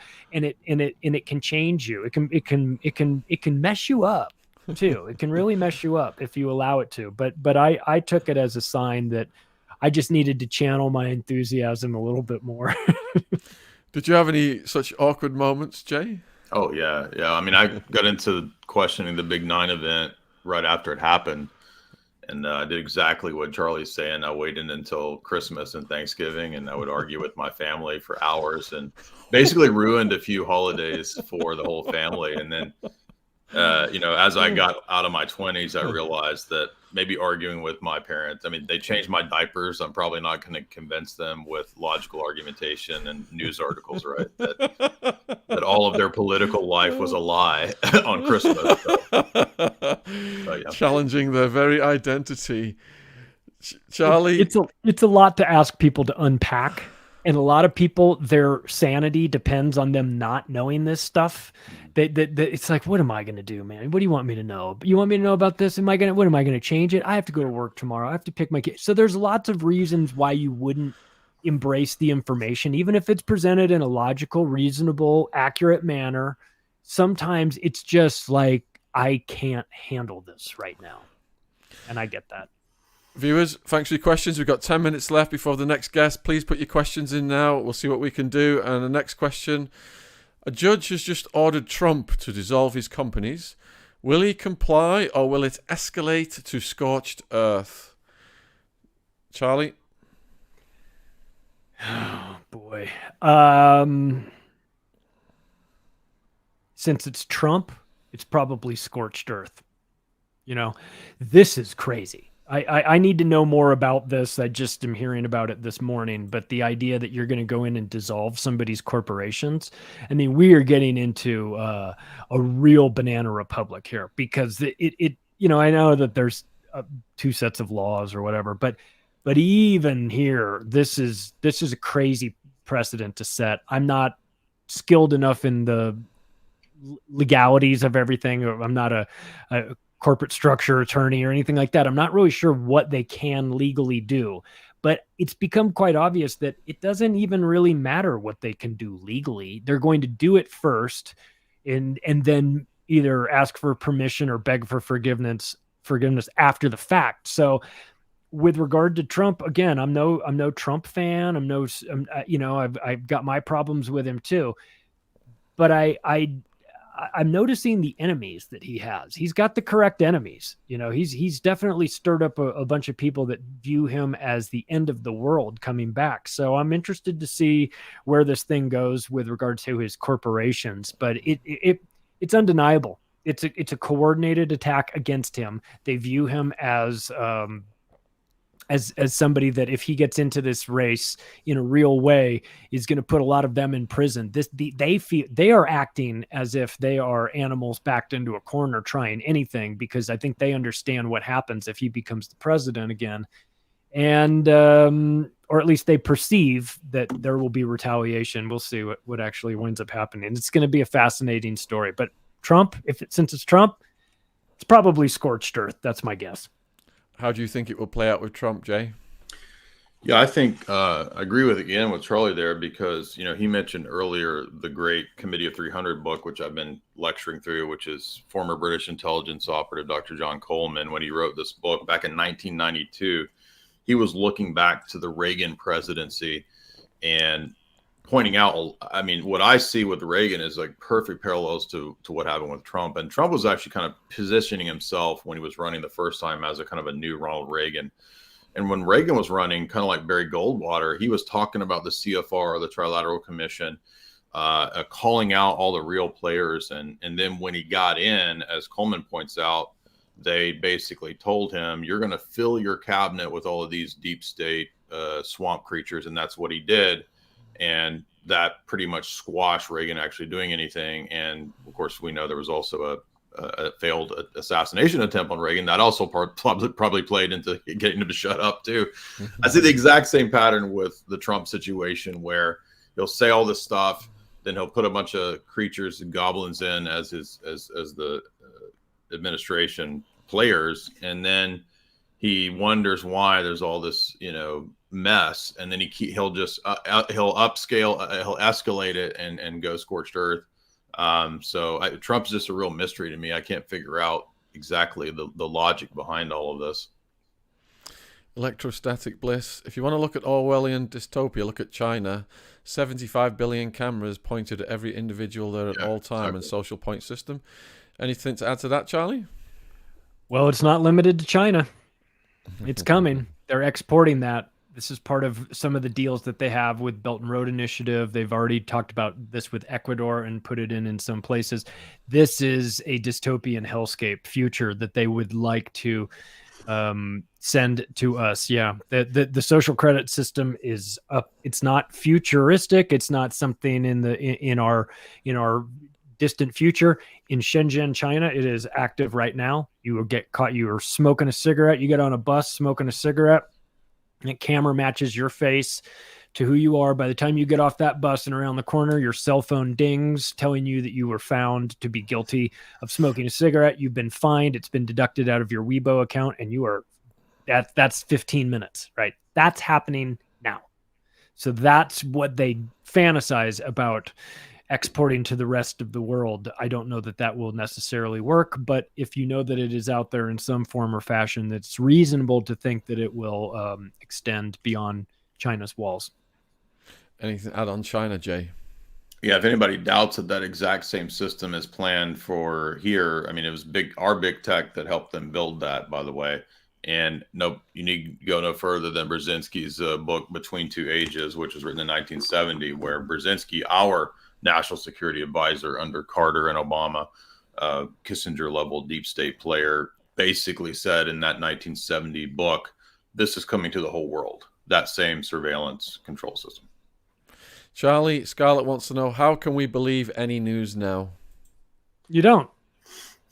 I mean, if it's mainstream news, I don't believe it. I have to put some sort of asterisk next to it because I cannot take it. The source is poisoned. The mainstream media is poisoned. Anything that they talk about is, you just have to add this disclaimer to it. Terms and conditions may apply, including Smith Modernization Act of 2012 in America, which legalized propaganda to be used inside America on Americans. I mean, it's not, if I go out and say that the media is lying to you, that may very well be my opinion, but it is also backed up by fact. There's a proven track record of it. They've legalized lying inside America. And I would suggest that they didn't legalize propaganda to just sit on it. They legalized it because they're going to use it, and they have been using it. So yeah, the media can't be trusted for anything. You have to do your own research. It's very difficult. It requires time and effort, but it's worth it. If you want to know what's really going on, you're going to have to dig around for it. If you want the junk food version of information, quick and fast and easily accessible, turn on your nightly news. That's what you'll get. But you're going to get empty calories. It's not going to be great. So yeah, when I go to my parents' house and see them watching the BBC, and I look at the BBC and I'm just, you can see right through it when you've not watched it for a while. Jay, can we trust any news? Not any mainstream news. I mean, it's not so much that entire stories are going to be completely fake, although that does at times happen. Think about the BBC, for example, and the 2018 Assad chemical weapons attack story. That was actually completely wholesale made up to go after and try to foment a war against Assad. And then that all came out as completely manufactured. But in most cases, what they'll do is they just try to, they have an event that really happened or a narrative. They want to steer that narrative. So they just want you to not think that completely made up events happened, but the event happened, but here's how to interpret it. So they want to give you that false interpretation. All right, so we're getting near the end of your overtime. Huge thank you, guys, for staying in with us for so long and answering every single viewer question. We've completely caught up. Can you tell the viewers where they can find you and support you? I'll start with Charlie. Macroaggressions audio podcast, wherever podcasts are served, now in video format over on Rumble. Please subscribe there. You can follow me on Twitter at Macroaggressions, the website, theoctopusofglobalcontrol.com, where you can find information about my books. And I'll see you guys next time. Cheers. And Jay? You can find me over at jaysanalysis.com. That's my website. You can find me also on rockfin.com, which is a free speech-based platform. You find me on Twitter and everywhere else under my name, and every Friday, the Alex Jones Show, the 4th hour. So please support our guest links. They're in the description box below this. Check what they're doing out, and hopefully we can get them back. And this has been absolutely fascinating.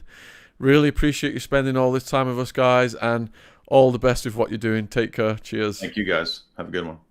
Thanks. Right, we're going to hand it over to Stephen Knight Back and again. his next guest. Cheers.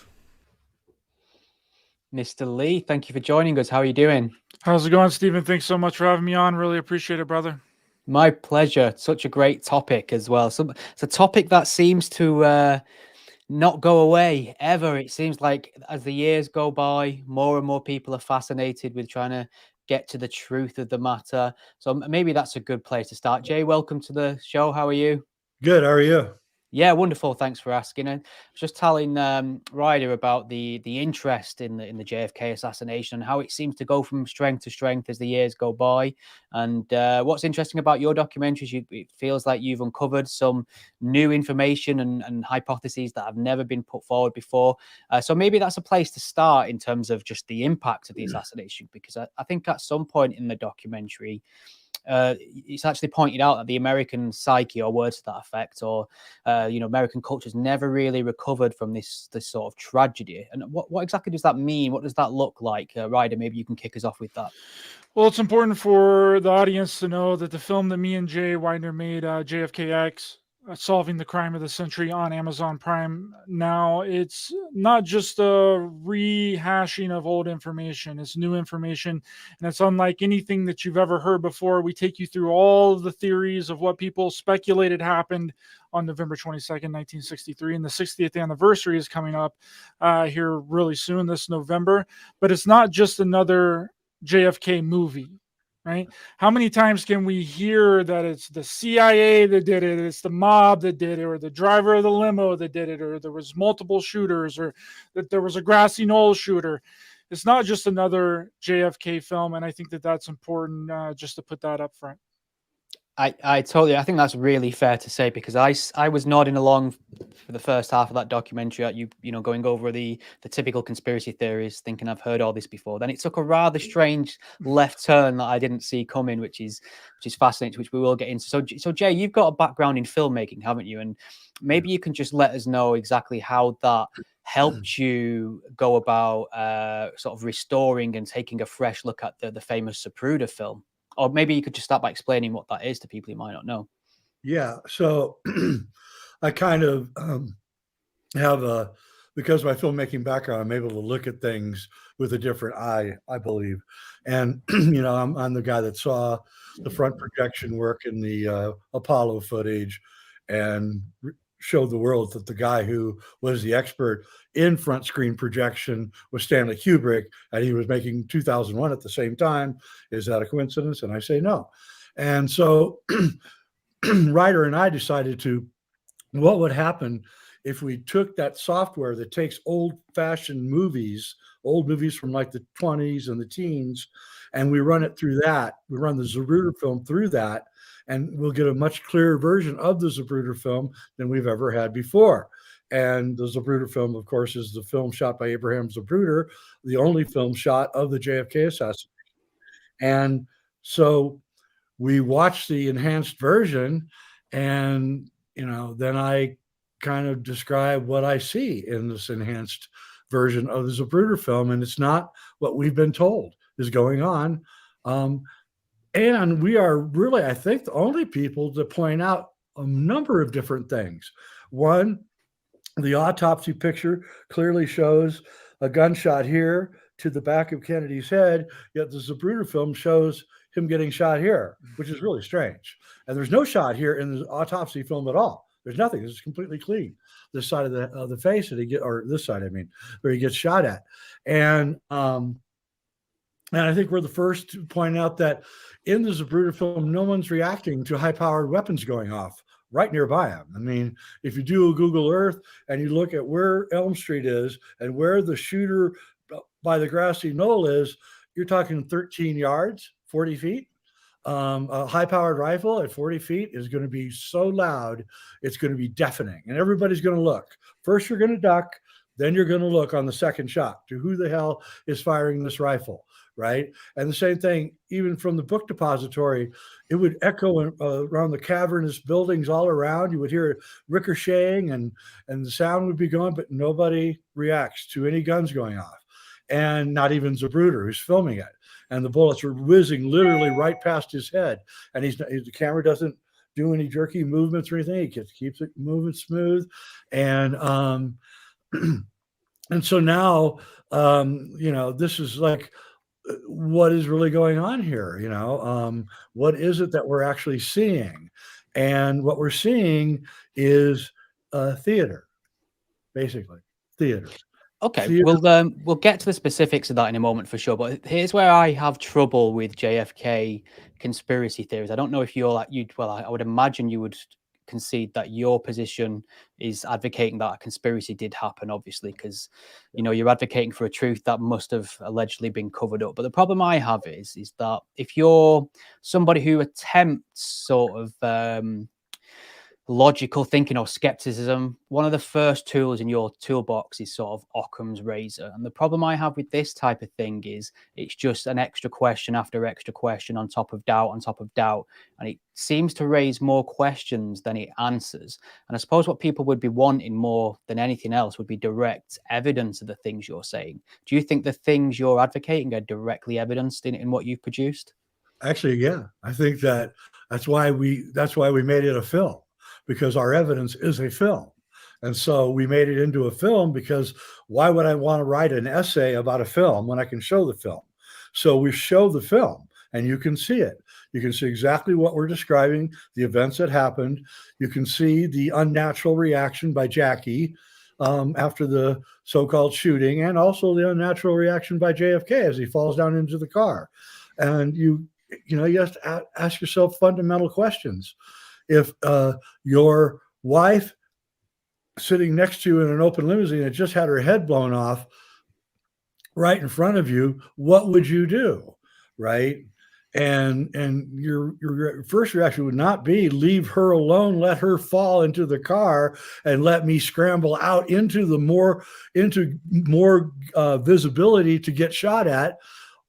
Or would you cuddle your wife, cradle her head, try to protect her? I mean, I don't know. I mean, I know what I would do. I think what really made me look at this whole thing, because I was back and forth every time looking at this, Stephen. When I was making this film, I was calling Jay. I was like, Jay, I think it was the CIA. Jay, I think it was the mob, as I'm doing the research to make this film. And it wasn't until we saw the very high resolution of the Zapruder film and the autopsy photos to go along with that, which is all shown in the film.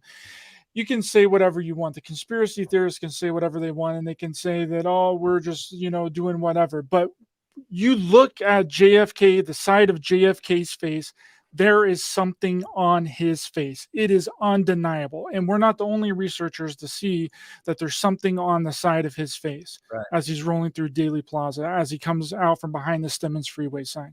And then when you look at the autopsy photos that Jay mentioned earlier, there's only a shot to the back of the head. There's not a shot to the side of the head. So if he got shot in the back of the head, his head would go forward in the Zapruder film, but it went back into the left, as meaning that if it was a shot, then it would have had to have come from his right side. It could not have come from behind him.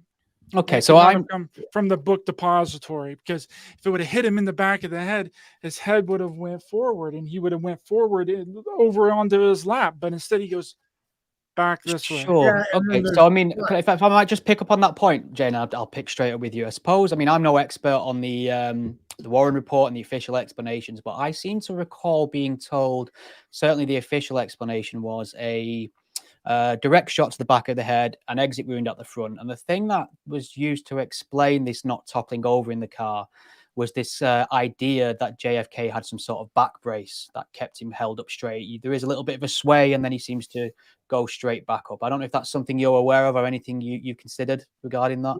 Yeah, we show that in the film, that he wears a back brace. He had Addison's disease, which is a deterioration of the nervous system. And we show him with crutches. And yes, so that I don't know if a brace could do that or not, because I don't know the nature of the brace.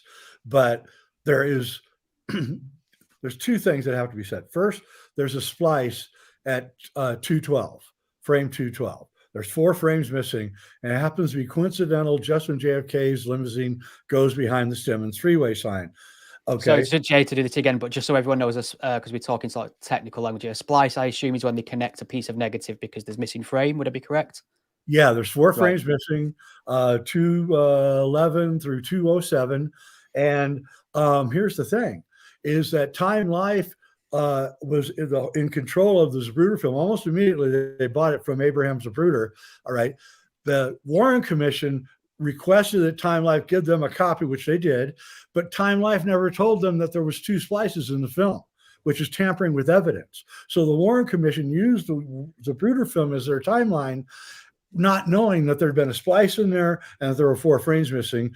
Time Life didn't even admit this until 1967. And they've never explained, well, how did the splice happen? Who did it? What was the name of the technician? Why did it happen? What's going on? And we point out in the film, there's a color balance change right after that splice. It goes from a reddish hue to a bluish hue. That would indicate that they were using daylight Kodachrome.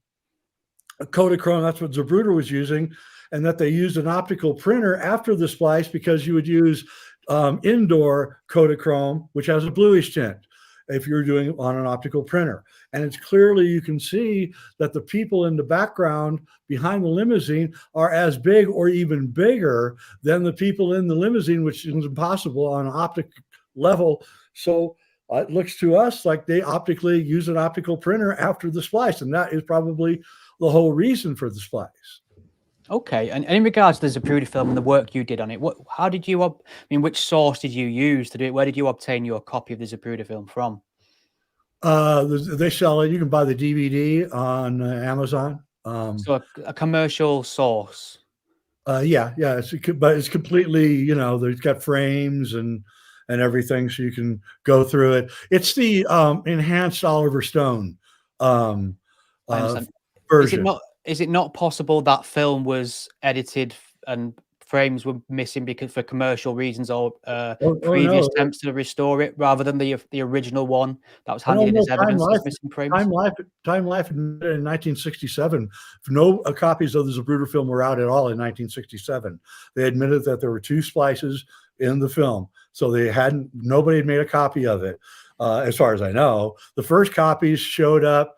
They were purloined, I don't know how, out of Time Life around 1970 was the first copies of the Zapruder film. Very grainy. You couldn't see anything. People thought the driver did it because you couldn't really tell what was going on. But there is one thing in the Zapruder film which I want to bring up. Right after Kennedy exits the Stemmons Freeway sign, where the splice is, everybody in that limousine, except for Jackie, is staring at JFK. The driver is staring at him, the Secret Service guy next to the driver, John Connolly, and John Connolly's wife. All their heads are turned looking at Kennedy. Why are they looking at him? Unless there's something going on. Yet nothing's going to go on for another 2 seconds. So how are they anticipating that there's going to be a shot, or whatever it is, the reason that they're looking back? Well, the reason they're looking back at him because he put the sting on his head, and they're waiting for it they're waiting to watch it. They're going to watch the thing. And it might be worth just pointing out at this point that you advocate or propose this idea of almost like movie prop squib explosion, as if this was orchestrated, and you put forward the idea that Jackie actually helped orchestrate this, certainly in the technical aspects of it, pulling a string, etc. So it's almost like a movie prop explosion. I mean, just going back to this idea of them staring at his head before anything happens, was this not in response to a first shot that struck him, I believe, in his back? Or they say he got shot in the neck. They say that there was a shot. He got shot in the neck, but there's no blood. And a hunter could tell you that where you want to hit an animal is in the neck because it bleeds out almost instantly, and then you don't have to chase the animal. So if he got hit in the neck, literally every artery in the human body goes through the neck. You talk to guys who've seen somebody with a neck wound. It would be blood everywhere. It would be spraying all over the back seat of the car, all over Jackie, all over him. Jackie gets out, and there's a picture of her, and she's got, on her dress, about a spot of blood, hardly any blood at all, about this big on her dress. That's it. From a guy who has a head wound and a neck wound. And that's all. That's all the blood that there is. A reporter went and took a picture of the back seat of the car at Parkland Hospital, and there's just a couple drops of blood. A couple drops. Ryder, I just want to pick up on this idea of Jackie, this iconic scene of, this moment of Jackie climbing on the, would you say, I suppose that's the trunk in America, isn't it? The rear of the car, climbing on the back of the car, and obviously being, ushered back into a seat by a Secret Service agent. That's become quite iconic. And what official reasons has ever been put forward as to why she behaved that way? I know why you explain why you think she was behaving that way in the film, but has there ever been an official explanation to tell us what she was doing there? She claims that that some of his brains fell onto the trunk, but the enhanced Zapruder film shows no blood, no brains, nothing on the back except something that Jackie is retrieving that you can see is clearly there on the trunk. And, but there's no blood anywhere on the trunk. That's one of the things I'm so thankful for the enhanced version of the Zapruder film, because both John Connolly and one of the Secret Service agent that just came out both said that they saw blood on the back trunk of the car and brain matter, but there ain't any. It would be very clear to see, and there isn't any. We have a 4K 24 frame version of it, and we even have a slowed down version of it. No brain matter flies from Kennedy's head to the back of the car. None. Right. I don't know if you want an opportunity to just build on the back of what Jay was saying there. Any thoughts you want to share? It is really interesting, Stephen, that there is no blood, because if there was 3 shots that rang out that day, one hitting JFK in the neck, the next one missing, and another one hitting JFK in the head, there is no blood. And then also the third one hitting John Connolly in the back, which is supposedly the magic bullet that got all the conspiracy theorists in an uproar, which turns out that was a complete and utter fabrication as well. So regardless if you believe what we're saying or not, the magic bullet theory is complete nonsense, and that's where all of the conspiracy theories have all come up from. Paul Landis just came out and admitted, me and Jay just did a show on this the other day on his channel, and Paul Landis came out and said that he planted the magic bullet in the stretcher of JFK, that he took it out of the limousine. And it was sitting on the seat. He found it sitting on the seat of the back seat of the limousine. And this is a trained Secret Service guy. He was supposed to not touch that bullet. You're supposed to put it in a container, not touch it, give it to the right forensic people, let them examine it. But what does he do? Jackie Kennedy's top Secret Service agent picks the bullet up and takes it into Parkland Hospital and drops it on the stretcher. The wrong stretcher. I mean, isn't it also potentially likely that an 88-year-old man has just thought of something to coincide with the anniversary to get a bit of attention? Okay. I would agree. I think what they're doing with that guy is elder abuse. I really do. I think you could absolutely be right. He could just be completely out of his gourd. Because, I mean, literally, he could be arrested. There's no statute of limitations on a presidential assassination. Tampering with evidence like that, he could go to jail. In fact, I think he should. I think it's an interesting point. Everybody, you tamper with evidence, you're going to go to jail. Yeah, I hadn't considered that. I mean, just wanted to move back to this idea of blood or lack thereof in this case. And I suppose, I mean, you'll know this, Jay, working in the movie industry. A lot of us have got a very false idea of what a bullet hit is, thanks to the dramatic nature of movies, to the point where, as an adult, I've seen police shootings and war footage, and it all seems almost worse in how mundane and untheatrical it is, and that almost makes it slightly more sinister in my eyes. And is that not maybe perhaps what's going on here with JFK? We're expecting all this blood and guts and it to be really graphic, but in reality, gunshot wounds don't always work that way. A gunshot to the neck always works that way. I'm sorry, always. I mean, I'm a hunter. I can tell you right now, that's where I'm aiming. I mean, either behind the shoulder or the neck. If I can get a good clean neck shot, that's where I'm going, because the amount of blood that comes out of a neck shot, it's gallons, literally gallons. And it's not like over an hour. It's like within a minute, you're bled out. He would have been bled out regardless by the time that car got 5 blocks down the road. He would have been bled out, completely bled out, if he had a neck shot. But there's no neck. He doesn't grab his neck either. Everybody says, oh, he grabs his neck. No, he doesn't. He does this. He gets to about here. He doesn't do this. And but we have a clear version. So we're the only people that have the clear version. Well, not the only people, but we're the only filmmakers that have a clear version of it. And yes, we speculate in the film, but we're not speculating on the Zapruder film. When we say there's no blood, there's no blood. When we say that, by the way, since you brought up gunshots and all that, and you're right, gunshots are not actually that dramatic. When you get shot in the head, it doesn't explode. Your head doesn't explode when you get shot. That's not what happens. What happens is a hole goes in your head, and it might come out the other side and put another hole on the other side, in which brain matter and stuff would come out. But when you shoot somebody, there's not a giant explosion. It's completely insane. And so, yeah, you're right. Squibs they use in movies are not the way that gunshots look at all. They don't explode. But in the movies, they always explode, especially if you're Quentin Tarantino. And and they're very dramatic, and everybody thinks that's what a gunshot looks like, but it doesn't. And I think that's the dead giveaway of the Kennedy, the Zapruder film, is that that's not how a gunshot looks. And you talk to any sniper, anyone who's actually killed somebody from afar.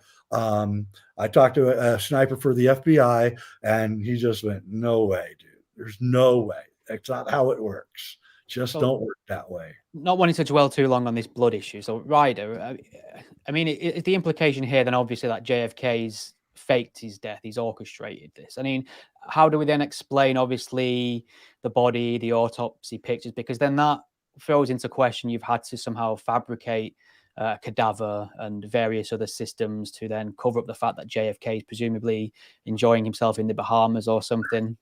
Well, that's the whole point of our film, is that 2 people were assassinated that day. It wasn't just JFK.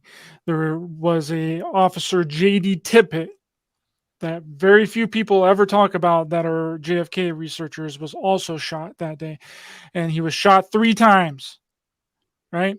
And that is who Oswald was originally arrested for. Oswald was never arrested for the assassination of JFK. He was arrested for killing a police officer, Jefferson Davis Tippit. And that's the whole thing about our movie that very few people even know about, that J.D. Tippit was also murdered that day, and then we explain what happened there in the second act of the film with Jay. Yeah, and J.D. Tippett's nickname on the Dallas police force was JFK, because he looked just like JFK. He had the same hairline, had the same body build, had the same chin, the same almost the same age, and and he, I'm sorry, but you're going to tell me that Lee Harvey Oswald has killed 2 people in his life, only 2 as far as we know, and he did them both on the same day, both within an hour of each other, and they both were dead ringers. They were dead ringers for each other. There you go. Now you're telling me that the cosmic coincidence machine is working overtime? I think so. Okay, well, you make a good point in the film about the few cameras actually pointing in the right places at the time this happened. And you say, obviously, it's almost akin to Beatlemania. You'd expect a lot more eyes and footage of this. And it seems to me that if you were planning to orchestrate some elaborate squib-based shenanigans, you'd want to make sure this was documented on film and had people in place to do it. So, I mean, what guy, though? Sorry, only from your one position where you can't see anything. If you had, you could triangulate different camera angles, then you're not going to get away with it. But no one, by the way, I think that's the one point that we bring up in the film that has caused the most disconsternation among the law enforcement agencies, because they cannot explain why ABC, CBS, and NBC didn't send a cameraman down to Dallas to shoot the rock star president and his gorgeous wife. And nobody can explain it, and there is no explanation for it, especially. So is the implication here that the person behind the Zapruder film was in on the conspiracy, in on the act themselves? Well, he was a 33rd degree Mason, and he was the head of the Freemason Lodge in Dallas, and the shooting took place under the triple underpass. Dallas is at 33 degrees latitude. There's a lot of people that have written about the ritualistic nature of the Kennedy assassination, how it's the killing of the king, and he was Camelot, he was King Arthur, and she was Guinevere, and the killing of the king and the ending of Camelot. Camelot is no more, and and all of that. And there does seem to be some ritualistic acts about the Kennedy. Sorry, Jay, I may just get 2 quick questions in because we're running out of time here, and this is really, I'm finding this really fascinating. So I suppose, I mean, if, say, for instance, this film was orchestrated to show JFK getting shot, but it was really a conspiracy. Why would it take so long for the film to be released to the public? And the second question is, if it's so obvious to you guys that this was a squib and this was shenanigans, why release it at all? They wouldn't need to release it. Well, they could. It was a huge fight. It went on for years to release the Zapruder film. Oliver Stone finally had forced him into it. But I believe because people who work with squibs would see it and go, that's a squib. So they made sure there were low quality films. Nobody had a high quality film out. I believe Oliver Stone knows it's a squib. Here's what's going to happen. Somebody, a filmmaker that's well known, is going to see our film, and this guy is going to have experience working with squibs, and he's going to come out and go, that's a squib. I guarantee that's a squib. Anybody that's worked with squibs looks at that and goes, squib. And for the same reasons that you were saying about gunshot wounds, they're not that dramatic. They're just not. By the way, if you got shot with a 30 caliber rifle right here, your entire top of your head is gone. Gone. It's going to cut right through your head and slice it like a ripe tomato. So even that's ridiculous. But what was the second question?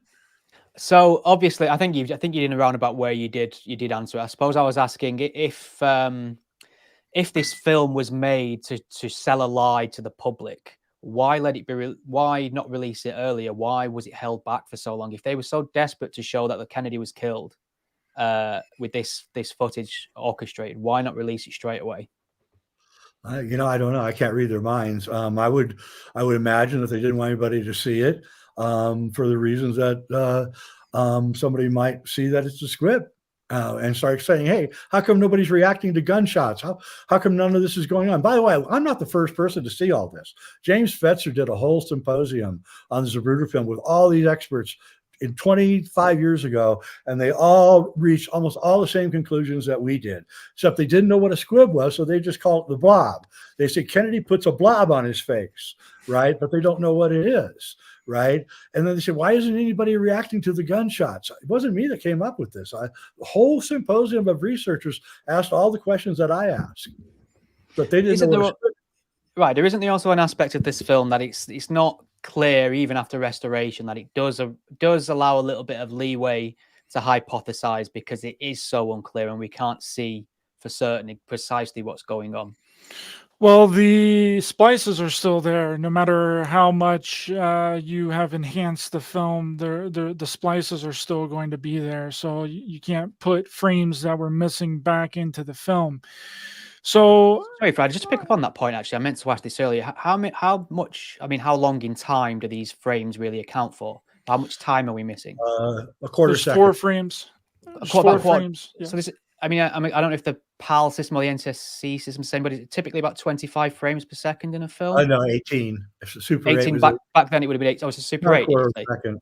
Super right. 8. Not Super 8, regular 8. Regular 8. Oh. Yeah. So you're showing your age now, Jay. Yeah, 18 frames a second. I cut my whole life on 8 millimeter, but yeah. So in a quarter of a second's missing, which doesn't sound like a lot of time, but in a situation like that, a quarter of a second could be anything could happen. Yeah.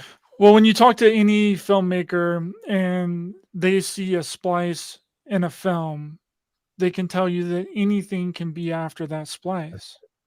That's the thing. That's the whole point of a splice in a film, is that you can go in and you can edit whatever you want to be there after the splice. There shouldn't be a splice. There should not be a splice. Period. Do you have any hunches or suspicions about what the removal of that splice may be hiding? Yeah, you remove a splice, you make a splice, you remove the frames, don't you? Yeah, I think it was Kennedy acted too late in putting the thing on his face. He should have done it faster, earlier, behind the Stemmons freeway sign, and so they cut out that mistake. So he cut out didn't do it fast enough, because you can see he's finishing doing it as he's coming out. So he's coming out, he's doing this movement, I mean, on his right side, and nobody ever says, why is he doing that movement? and then that's when you see it, because in the noonday sun you can see the shadows of this blob. That's a good word for it, a blob sitting there. And squibs really weren't being used at the time very much in the movie, but 4 or 5 times. It wasn't until my generation came in that we discovered squibs, and then Brian De Palma and everybody just started going crazy with them, and showing violence. We felt actually that we were showing violence as it really is, and that Hollywood had an antiseptic view of violence before, and so in our way. I suppose before we wrap up, can we just all agree on one thing, that physical movie squib effects are far superior to digital blood in the modern age? Absolutely. I think that's it. But gentlemen, truly, this has been fascinating. I've probably got a million more questions and I could speak to you all night. And this is by far the most original conspiracy theory that has been floated in my direction in regards to JFK. So I would recommend everybody check out the film for themselves, make their own mind up. It's certainly a new, novel approach to the assassination. Maybe you could let our viewers and listeners know where they can find that film. Yeah, it's on Amazon Prime, Apple TV. It's not up on Tubi yet. I just checked before the show, but it's going to be up on Tubi. It's on 20 platforms right now, all the big ones, Roku, everything, and it must be causing quite a stir, because we've got over 200 comments on Amazon. And I was just talking to a filmmaker before the show, and he couldn't believe it. He said, "Man, it took me 7 months to get 200 comments on my film." So it's a big topic. A lot of nasty comments too. yeah. Just ignore those. It's not good for you. Gentlemen, this has been an absolute pleasure. Thank you very much for taking the time to speak to us. I really appreciate it. Thank you so much. Good luck with the film. All the best. Thank you. How do I get out of this? I love the awkward fumble around on the live streams at the end of a conversation to let people in and out the chat. I'm just going to bring in our next guest. Anthony, good to see you. How are you? Hey, I'm good. How are you? Can you hear me okay? I can hear you loud and clear. That's great. I don't know. Awesome. I don't know how much you heard of the previous guest, but I suppose it'd be good to get your opinions on how to converse with JFK conspiracy proponents, but I will get around to that later. Maybe you could just tell our viewers and listeners what it is you do, what keeps you busy. At the moment, I'm the executive director of a group called Street Epistemology International. It's a nonprofit educational organization intent on helping people have more effective conversations about difficult topics like the JFK assassination, or voting irregularities, or vaccine hesitancy, or that you should or shouldn't get the vaccine, that type of thing.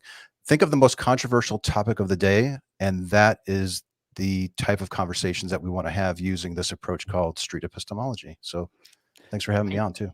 Absolute pleasure. Now, I'm aware of your work. I've seen what you do, and I've been very impressed by it. I know Peter Boghossian as well. I know he's a mutual friend. I've read his work on street epistemology, and I've always found it fascinating. And it's something I've tried to employ where I can to varying degrees of success. I think it goes out the window when you're on a platform as toxic as Twitter, perhaps. But in my own personal life, with people I care about, I mean, maybe you can just explain a little bit about the approach and maybe what the Socratic method is as well. Well, sure. Yeah, street epistemology is an offshoot of the Socratic method. We've been developing a course for street epistemology to teach people how to do this, and that was one of the things that we recognized early, that there's a lot of similarities to the Socratic method. But with street epistemology, we're interested in getting down to the foundation. We heard a lot of claims and justifications with your previous guests about the JFK assassination, and that's interesting. And we can talk about the definitions of those words and the reasons why they think that that's the case.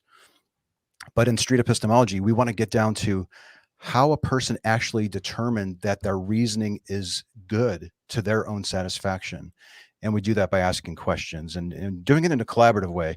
Yeah, Twitter is probably not the best place to do it. I've attempted to do street epistemology on Twitter. It doesn't usually work because other people join in and dogpile. They don't understand that you're trying to do a more collaborative effort to really get down to the bottom of their reasoning. Most people are used to arguing about the claim itself, and we want to go deeper. Yeah, and I mean, it might be worth talking a little bit about how it can feel a bit counterintuitive, because when you mention sort of, stolen election claims or anti-vaxxers and things like that. And it feels like when I come up against that, or when anyone comes up against that, there's sort of an almost compulsion just to present facts and data and say, here's the truth of it.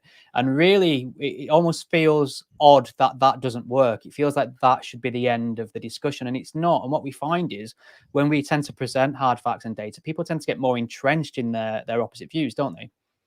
That seems to be the case. And if anyone's ever tried to present facts to people to change their minds or to show them that they're wrong, this probably isn't news to you that doesn't work. Hopefully by now people are getting to realize that. But then people are left wondering, well, what the hell do I do then if I can't give them facts? And then we tend to resort to ridicule or something along the lines. We might actually get lucky by giving a person the very fact that they were ready to receive, but it's kind of left up to chance. It's much more effective to ask your conversation partner what their reasoning is for thinking that it's true and working within their model as much as you possibly can. And by not giving them facts, holding that back, they're not ready for it yet. Okay. Just like I might not be ready for facts to contradict something that I find true and dear. I need to have a little rapport with the person. I need to make a connection, and then elicit from them their own reasoning. I want to work within their model to figure out what is propping up their own degree of confidence in the conclusion of their, in the truth of their conclusion. And that's essentially it. But it's counterintuitive. A lot of people aren't used to doing that, and a lot of people struggle with it. You have to take your ego out of it, for one thing. So as long as you get like, I've got views and I have a position on this, and I want to really show you my position. And there's always a time and place to do that in street epistemology, but doing that is one of the worst things that you can do if you want to help your conversation partner reflect on their own reasoning. It's a good answer. I'm just wondering how you feel about the current climate and the debate format. I suppose the debate format is geared around winning, and it's very popular. And you can obviously win a debate with bad ideas. It's all about who's the most popular on the day. And you would have seen the kind of YouTube culture of, person A owns another person, and then videos do really well. It's the kind of, bear baiting people like to see. How do you kind of navigate these waters when you're trying to break through with a more, calm, rational, more effective approach in many ways? Well, first you have to recognize that debates do have their place. There are a lot of people who will watch a debate and they're watching somebody who represents their own position fail at doing so. And that person might even be giving the same reasons that they would give. So there's value in that, because if I'm observing it, or maybe I'm in the audience or I'm watching a video or whatever, maybe I'm observing a Twitter exchange, I might actually start contemplating the arguments that the opposing side is making because I'm not in the hot seat. It's only when you're in the direct line of fire of those facts that I think we tend to get more defensive in it. So I'm a little discouraged by debates because I do think that they're problematic, because people watch them and they'll see the other side get crushed, and they internalize those arguments, and then those become their own reasons for thinking that it's true. And then they use it with other people, their loved ones, their friends, their family, which is problematic. So I have mixed opinions on debates because they are so valuable. They do expose ideas and faulty reasoning, but picking up those same tools and using them in a one-on-one exchange with a family member, a friend, a colleague, coworker, it's probably not going to land with them. It's going to probably make things worse. How important is it to not mischaracterize your interlocutors' views and opinions? I think the opposite would be steel manning, wouldn't it? A way of describing what they think in a way that they would agree is accurate. Is that important in the sort of street epistemology that you do? Yeah, the building and maintaining of rapport is a crucial component to street epistemology, and a lot of people struggle with it because the ego gets in the way. And one of those components is to steelman the opposition. Or I don't even like saying the opposition, your conversation partner. They have a view, they give a reason, and maybe they didn't formulate it quite properly. And sometimes we jump on it. There was a typo in there, or you don't know what that word means.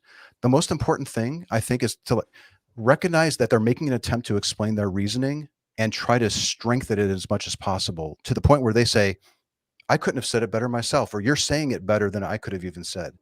That is so awesome, because now you're working within their model. You've got a good, deep understanding of what their reasoning is, not a false representation, which is only going to cause defensiveness, cause frustration. They're not going to see you as an honest conversation partner from their point of view. And you're going to get an inaccurate insight into how they're structuring their belief. And that's problematic because we want the clearest representation of how they're reasoning about things so that we can dig down to the foundation with them. And if you've done those, if you've strawmanned your conversation partner, my gosh, why would anyone want to talk with you? People appreciate being understood. They'll open up even more. And that openness will lead to more introspection from their point of view. And it's that reflection and introspection that tends to move people on their confidence. Yeah, and I suppose in a way, I mean, it's almost like planting the seeds of change, isn't it? Introducing a little bit of self-doubt, a little bit of question to somebody, and I imagine in a way that can feel to most people slightly less satisfying, knowing that maybe they planted a seed that will come to fruition months, years, decades down the line with something perhaps. Whereas when you destroy someone or own somebody in debate, that's a good or albeit temporary feeling, isn't it? So how do you kind of persevere with this, knowing that you are playing the long game? It is a game of chess in a sense. Most conversations where you're using this approach is a long game, but it is also amazing how much progress you can make in a 5 or 10 minute talk. So there's a balance, like, and in fact, I don't think you would necessarily want to topple a person's belief or help a person lower their confidence or show them that they're mistaken in some aspect of their reasoning in a short amount of time, because that in itself could be somewhat disorienting. You want to move at the pace that your conversation partner is comfortable with. And in some cases, people are fine. Let's go. Let's get down to the bottom of this. Help me reflect. And if I'm incorrect, I'll change my mind. That's optimal, but not everyone's there. You have to pay attention to how your conversation partner is reacting to the questions you're asking, and recognize moments where it's like, you know what, I've got 3 more dynamite questions to ask, but I think I'm going to end the talk here so that they can go home and just think about it. And that takes a great deal of restraint and practice. You actually have to have these conversations, reflect back afterwards on what worked and what didn't, and then adjust from there. And then usually the adjustment is the recognition that they need more time.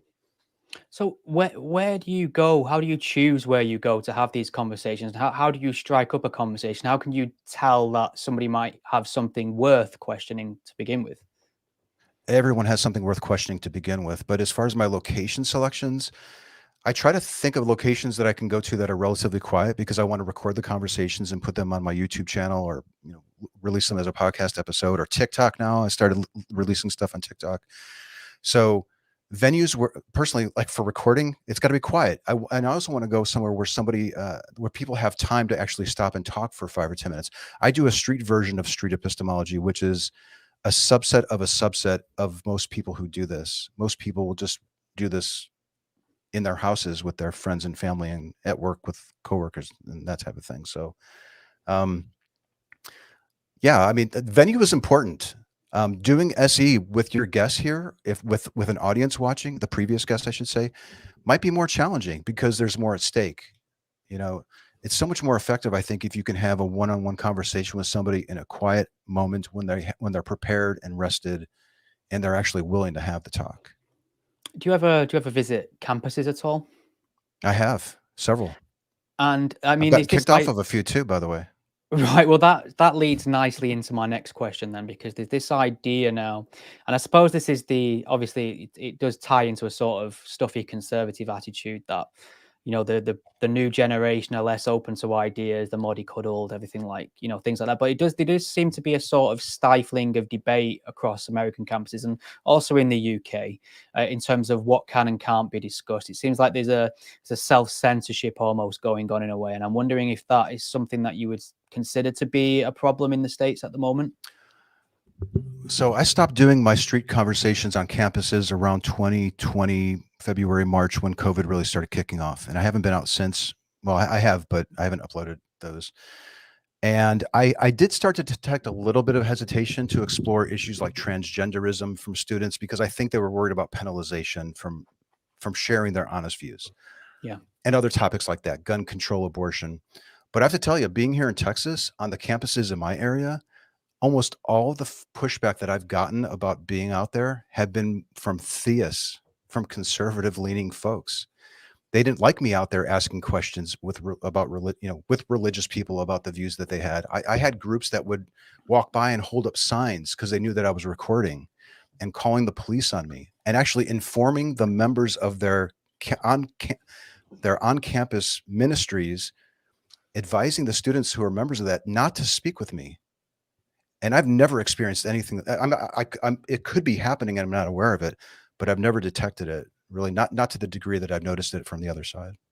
It's always fascinating. I've always had a kind of weird relationship with the States in terms of religion, because I've been a critic of religion myself, and it's very different culturally in terms of the role Christianity plays in America and how sort of conservative it can be and how obstructive it can be. And I always think that's really weird to contrast it with the fact that you guys have the First Amendment, which was pretty much guarantees separation of church and state, and whereas in England we have an official Christian monarchy, and we don't have an official separation of church and state, yet we're not very religious here. We are a Christian country, but not socially at all. America isn't a Christian country, but is very socially religious, if I've got this correct. Is this still the case in the States? I mean, last time I checked in on this, the creationism debate was waging. That seems to have fell off a cliff, luckily. It sure seems that way. Although if you look at recent polls, I guess just off the top of my head, it would seem from ages 18 to 24, there's less religiosity in those demographics. And then as you go up in age, there's more religiosity. So I would say probably 1 out of 3 people who I would just say, hey, do you have time for a short talk? And let's pick a claim. And if I happen to suggest, like, let's talk about God, and I don't even do that, because 1 out of 3 people would say, well, I don't believe in a God. But it didn't deter me. I would still use a street epistemology type of approach with somebody who was an atheist. You can use it with any claim. There's a versatility to the method that I really enjoy. But and I live in Texas. It's regional too, by the way. Like, U.S. is a huge country. California, very liberal. Not that many religious people necessarily. But you have different types of religious thinking. There's magical thinking that permeates the United States and the whole world. So I kind of like to use a broader label, like magical thinking instead of religious, because it really casts a wider net. Yeah, it's funny to consider. I mean, pre-COVID, the majority of the anti-vax stuff was coming from sort of West Coast liberals, wasn't it? Some sort of wishy-washy, spiritual, homeopathic, crystal waving kind of hippies, in a sense, if I'm not mischaracterizing there. It's possibly not a steel man, that, Anthony, I'll be honest with you. But I mean, how do we then deal with issues such as the ones we just mentioned here? And, you even mentioned abortion, because these are such like emotionally stifling issues for people. And a lot of people have really, especially in the last couple of years, really thrown their personal identity in pro this, against that. It seems like the political landscape's becoming more and more divided on these senses, and more tribal, more dogmatic, especially, pre and post Trump. How do we have these conversations when a lot of people's identity are directly wedded to the things you're challenging? You ever any really adverse reactions rather? I've had adverse reactions when I forget about an SE type of approach and I just target the actual claim that is tied to the person's identity. Why do you believe that? It's stupid. Here's facts that show that you're wrong. That type of thing. Dwelling up at the what level of imagine a pyramid of what, why, how. Dwelling at the claim itself is only going to lead to defensiveness, especially if it's tied to their identity. We fall in love with the beliefs that we develop. We think that we associate ourselves with the claim. And in street epistemology, we recognize that this is a very important belief to you. How sure are you that it's true? What are your reasons? And as I'm saying these words, imagine driving down that pyramid. What is your claim? What are your reasons for thinking that this is true? How sure are you that it's true? But down here at the bottom is how are you determining that those are good reasons? When you get down to the how, or the epistemological level, where you're assessing the quality of the person's reasoning, it has this, it's a magical, it's not magical, but there's something psychological about it. People tend to open up. People are a lot less threatened when you explore the methodology that they're using to assess the quality of their reasons for thinking that their claim is true to X degree of confidence. people will open up. They love it. They want to explore that with you. And that's usually where you get those moments of reflection. And what's so cool about it is that when somebody realizes that their methodology, there's something mistaken about the way that they've assessed the quality of their reasoning for the one claim, they begin to realize there's other claims that I've concluded are true because of the same methodology and the same reasoning assessment. So there's a incredible efficiency of street epistemology. If you can help somebody realize that my method of faith, for example, is an unsatisfactory methodology to my own satisfaction. I'm talking about the claimant themselves, not me as the questioner. But when your conversation partner realizes that their methodology is flawed, it has implications for many, many other beliefs. And that's why I'm so charged about it, because it's the solution to the problem that we're in. And it's just a matter of normalizing it and helping people understand what's actually happening and how advantageous it is to shift to this approach as opposed to debating. Yeah, for sure. I mean, one of the things that I found really valuable a long time ago was sort of acquainting myself with the various logical fallacies. Not only did it make it a lot easier to see through a lot of other people's arguments, but it allowed me to sort of check my biases as well and realize when I were putting forward an argument that perhaps it's not wise to put forward a purely, anecdotal argument, or recognize where I'm attacking a person's character rather than the argument. And it does help check those biases. And I'm surprised how very few people I speak to are aware of what these are.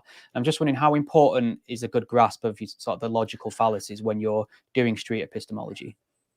It's very helpful if you are aware of logical fallacies before you go out to talk with people about how they're reasoning about things. However, if you recognize somebody is using a logical fallacy in their reasoning, one of the worst things you can do is say, you're using a logical fallacy. Here's the link on Wikipedia to show that you're doing it. It might land with them if you have a lot of rapport and they're open to it, but more than likely they're not even going to read it. What's far more effective is to I think there might be a logical fallacy here. I think this might be an appeal to tradition, and to simply formulate a question that might help reveal to them that that's what they're doing. Now, you don't want to ask loaded and leading questions and trick and trap people, but the formulation of these questions can really be helpful in identifying flaws in their own reasoning.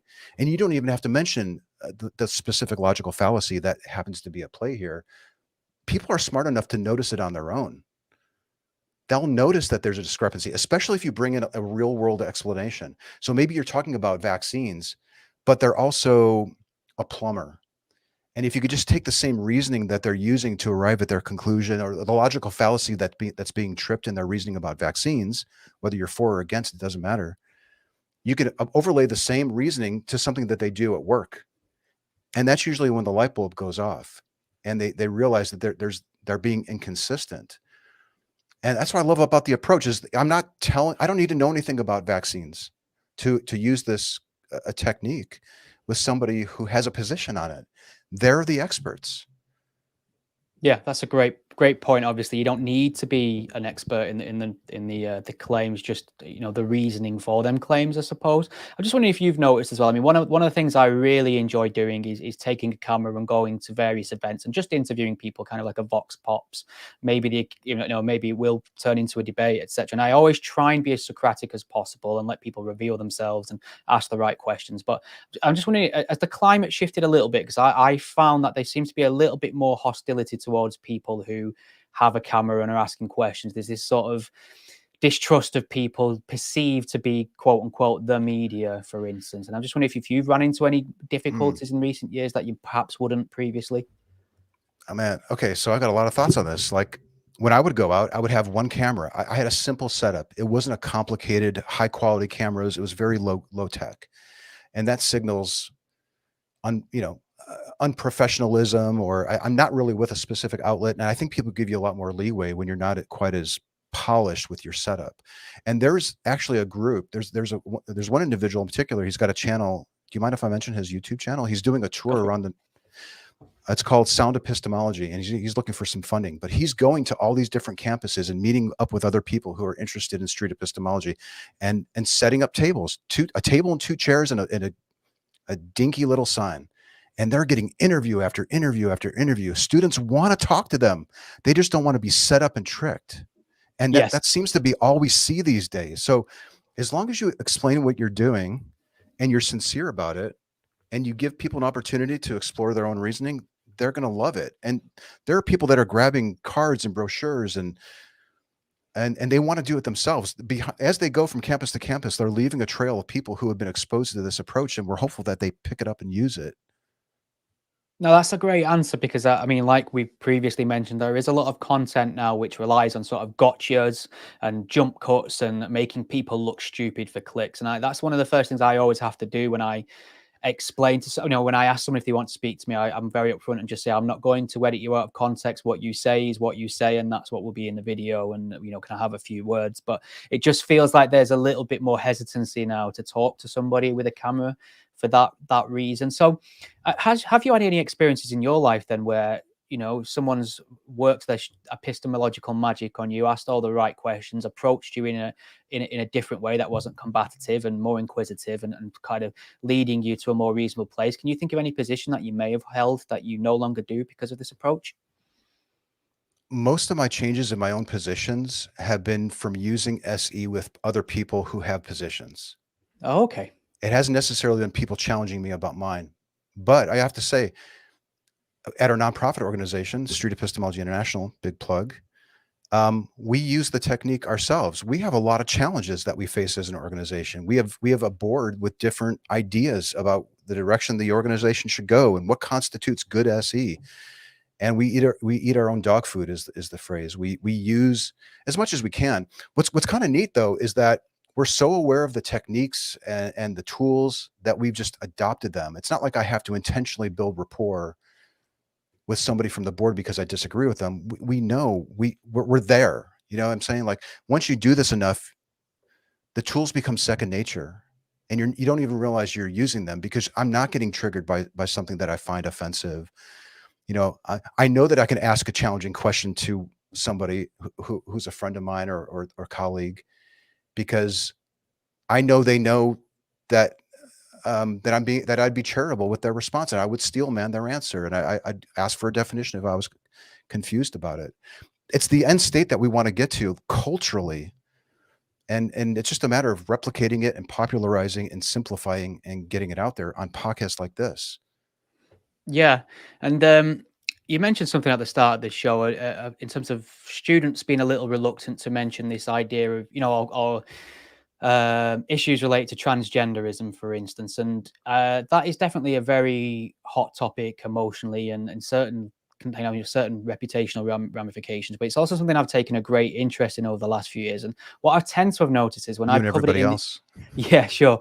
When I tend to cover it in the UK or go to events, I've been, London, Manchester, Scotland, up and down the country talking to people. It seems to be overwhelmingly in the UK, sort of middle-aged, leftist, socialist women that are banging the drum about this. And this isn't any sort of slight, this is just an observation. Whereas in the States, the pushback or the totems of the pushback are the people talking about the most appear to be sort of right-leaning conservative religious males, sort of your Matt Walshes, your Ben Shapiro's kind of things. And I was just wondering, it has sort of tribalism in terms of political persuasion in the States or in the UK made this conversation especially difficult? Oh, yeah. I would say the most prominent examples of transgenderism or any other hot button topic are made it's made far worse by the people that seem to be the most interested in it. They're making things worse by how they're going about doing it, which is so ironic. Like if you really cared about whether you're for or against anything, and you're passionate about it, why would you want to make the situation worse? Wouldn't you want to make it better? Wouldn't you want to help the other side think more carefully about their reasoning? Wouldn't you want to be more open-minded about what it is you're hearing about from their point of view? But almost all the examples that we see today are anything but. It's so frustrating to be sitting here on tools that we know work, that would help both sides, but nobody fucking uses them. And we need to get to the point where people start using them. I agree. What sort of the political persuasion on the board of Street Epistemology International? Does it vary? Is there one sort of overwhelming like liberal perspective or conservative perspective, or is there kind of a mix? It's pretty diverse, and Right. our board is not huge. I think we have 8 people plus myself as the executive director. But we differ on all sorts of things. I wouldn't expect it to be any other way, and especially as we expand and bring on other board members from around the world. We have a person from Germany, someone who was from Russia but now lives in Israel, a fellow in Canada. Is that international enough? And then the rest are Americans. But I mean, we differ on all different things, and I would never imagine it going any other way. We're always going to have different positions on it. Well, sure. I think maybe possibly you've answered my question then here, but I was just going to finish with asking you how important diversity of thought is. I know I mean, to taken literally, a lot of people will say the term diversity of thought in itself is some sort of conservative or right wing or bigoted dog whistle. I just wanted to get your opinion on it. I mean, whether you think it's important or not, you're going to be dealing with it. So, and we're dealing with it. So it's not like we actively go out to say, okay, well, where does this person stand on it? Usually what catches our attention as far as like being on the board of directors of Street Epistemology International is, what are you doing in a positive way to promote the ideals of street epistemology, which would be like the ethics of being honest and not wanting to hurt people. I guess maybe it might be sort of an unwritten one. Can you be charitable? Can you be curious? Do you have epistemic humility about your own views? Are you open-minded? Do you value evidence? Those are probably some of the things that we would find most important. And then all the other stuff is sort of ancillary. Yeah, I seem to remember a really good tenet of, sort of street epistemology is sometimes just letting people be wrong and accepting that that's okay. I feel like that does a lot of work for me sometimes. The idea that it's okay not to force the point with somebody else. It's okay to sometimes leave with a disagreement, and you could have learned from that moment yourself. I guess, but that I don't want anyone to get the impression that street epistemology is sort of this wishy-washy, well, let's just all agree to disagree. There is a factual truth of the matter on all the issues that we talked about. It's just a matter of setting aside our egos and our adherence to our dogmatic positions and being open-minded to give a little bit if you realize that your reasoning is flawed in some way. And that's really at the heart of it. Well, Anthony, I think that's a great point to end on. Where can people find more of your work? Please go to streetepistemology.com and you can find links to anything street epistemology. If you're interested in me specifically, go to Twitter. I have a Linktree link, and I think that they were talking about putting that in the description somewhere. Yeah. But more finally, like, we're working on a course to teach people how to do this. We've been working on it for more than 2 years, and we're right on the verge of releasing it probably before the end of this year. And for all the American folks, remember the big important holiday in November. Maybe around that time or beforehand, so you can have some tools to use this with your family and friends. And I think it's a game changer. It's going to teach people how to do this in a really effective way and in a fun way, and give them the skills to start doing this, to actually start putting it into practice. Certainly make for an interesting Thanksgiving for sure. Thanksgiving rather. Anthony, it's been an absolute pleasure. Thank you very much for speaking to me. My pleasure. Thanks. Take care. Can't recommend learning this approach enough. I've dabbled in it. It's something I often fail at, but it's a good tool to have. I think it makes relationships a lot better as well when you can learn how to argue. I think a lot of people think arguing is sort of shouting and falling out and winning, and often it's just having a disagreement in a really productive way. And if you don't agree, you're wrong, essentially. So I'm just going to bring in our next guest. Tommie Shelby, thanks for joining us. How are you, sir? I'm good. How are you? Thanks for having me on. It's our pleasure. Thanks for asking. Yeah, I'm great. Maybe you could just start by letting our listeners and viewers know exactly what it is you do. How do you describe your work? Well, I'm an academic. I'm a professor. I teach philosophy and also African and African American studies at Harvard University. I work on questions of justice primarily, whether that's economic justice or racial justice, criminal justice, connections between them. Those are the sorts of things I write about, teach about, lecture about. That's some incredibly serious stuff, to be getting to grips with. I think somebody in the comments has just referenced Peaky Blinders. I'm pretty sure you're probably aware at this point of the fictitious Tommie Shelby. I'm aware. I've seen a couple of seasons even, but I haven't been keeping up with it. But we won't dwell on that. I'm sure you've heard it enough. But maybe you can tell us a little bit about your book, the title of which is The Idea of Prison Abolition. Now, I suppose many people will be interested to hear whether you come down in favor of that or against that. Well, I like to think that I'm doing neither. That is, that I'm trying to really think through whether prison abolition is a stance that I should take for myself, and the book is kind of me thinking through that position. I think there are many lessons to be taken from the abolitionist position and the broader abolitionist tradition, and I try to draw those out. But I also, in some ways, I'm critical of some of the arguments that are made on behalf of it, and sometimes the conclusions. So I guess I'm sort of a friendly critic would probably be the way to put it. So it's kind of an objective parsing of the arguments for and against, and where you come down on the various issues. You know, that kind of approach is far more interesting to me, to be honest, to give you kind of like a more objective overview. So I suppose a lot of people will be hearing the words, prison abolition and thinking that sounds insane. How could that possibly be a thing? What does that even look like? So maybe it'd be a good opportunity just for you to sort of steelman some of the arguments for prison abolition. What are some of the reasoning for that approach? Well, it's probably useful just to say something about what it is, because I think people probably have a lot of different ideas. I mean, it's abolition as a kind of label or a movement, a lot of different things run under that banner, and a lot of different political philosophies run under it. And they're not all, I think, consistent or coherent. So the way I tend to think of it is there's sort of two big claims being made. I mean, one claim is that the practice of imprisonment is immoral in itself, kind of inherently immoral, and also ineffective as a way to prevent or control crime.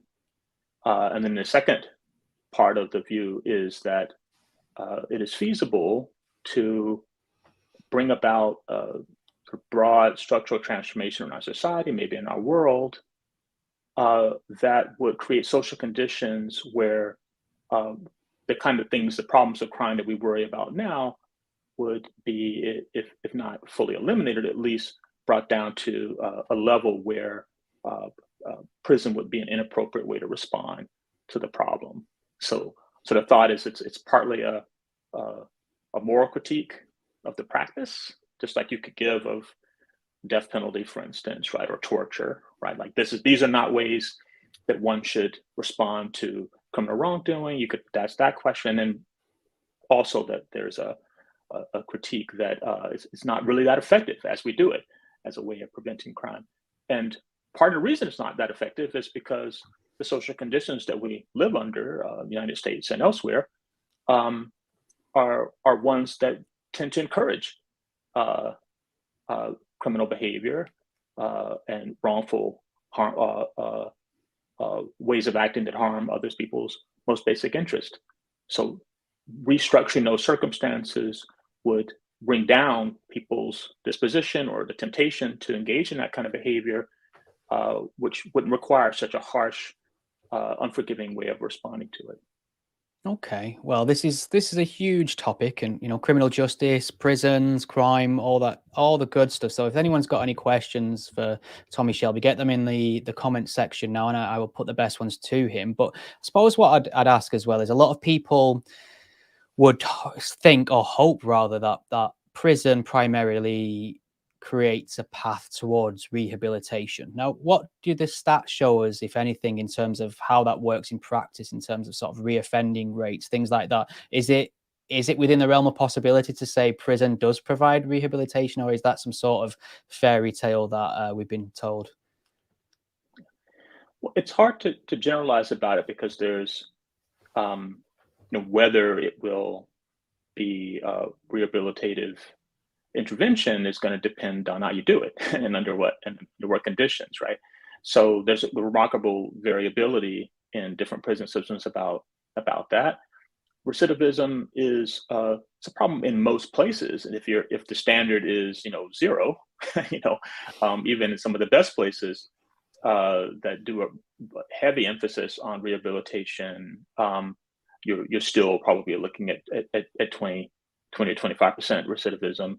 In some of the worst places, you might be getting closer to 60, 65, right? So there's a lot of variation. Probably it's not realistic to expect that through in-prison services and reentry services that you would always be successful in leading people to completely turn away from criminal wrongdoing. And again, it will partly depend on how the society receives those who are reentering society. Do they treat them as equals now, as people who have all the same rights and responsibilities as others, as having the standing of a full citizen, or do they treat them as a pariah class, as a group to be put to one side, as permanently stigmatized, as outsiders, maybe banished from equal citizenship? That's going to make a big difference. So there's certain things you can do inside, but a lot's going to depend on how the society receives those once they've been released.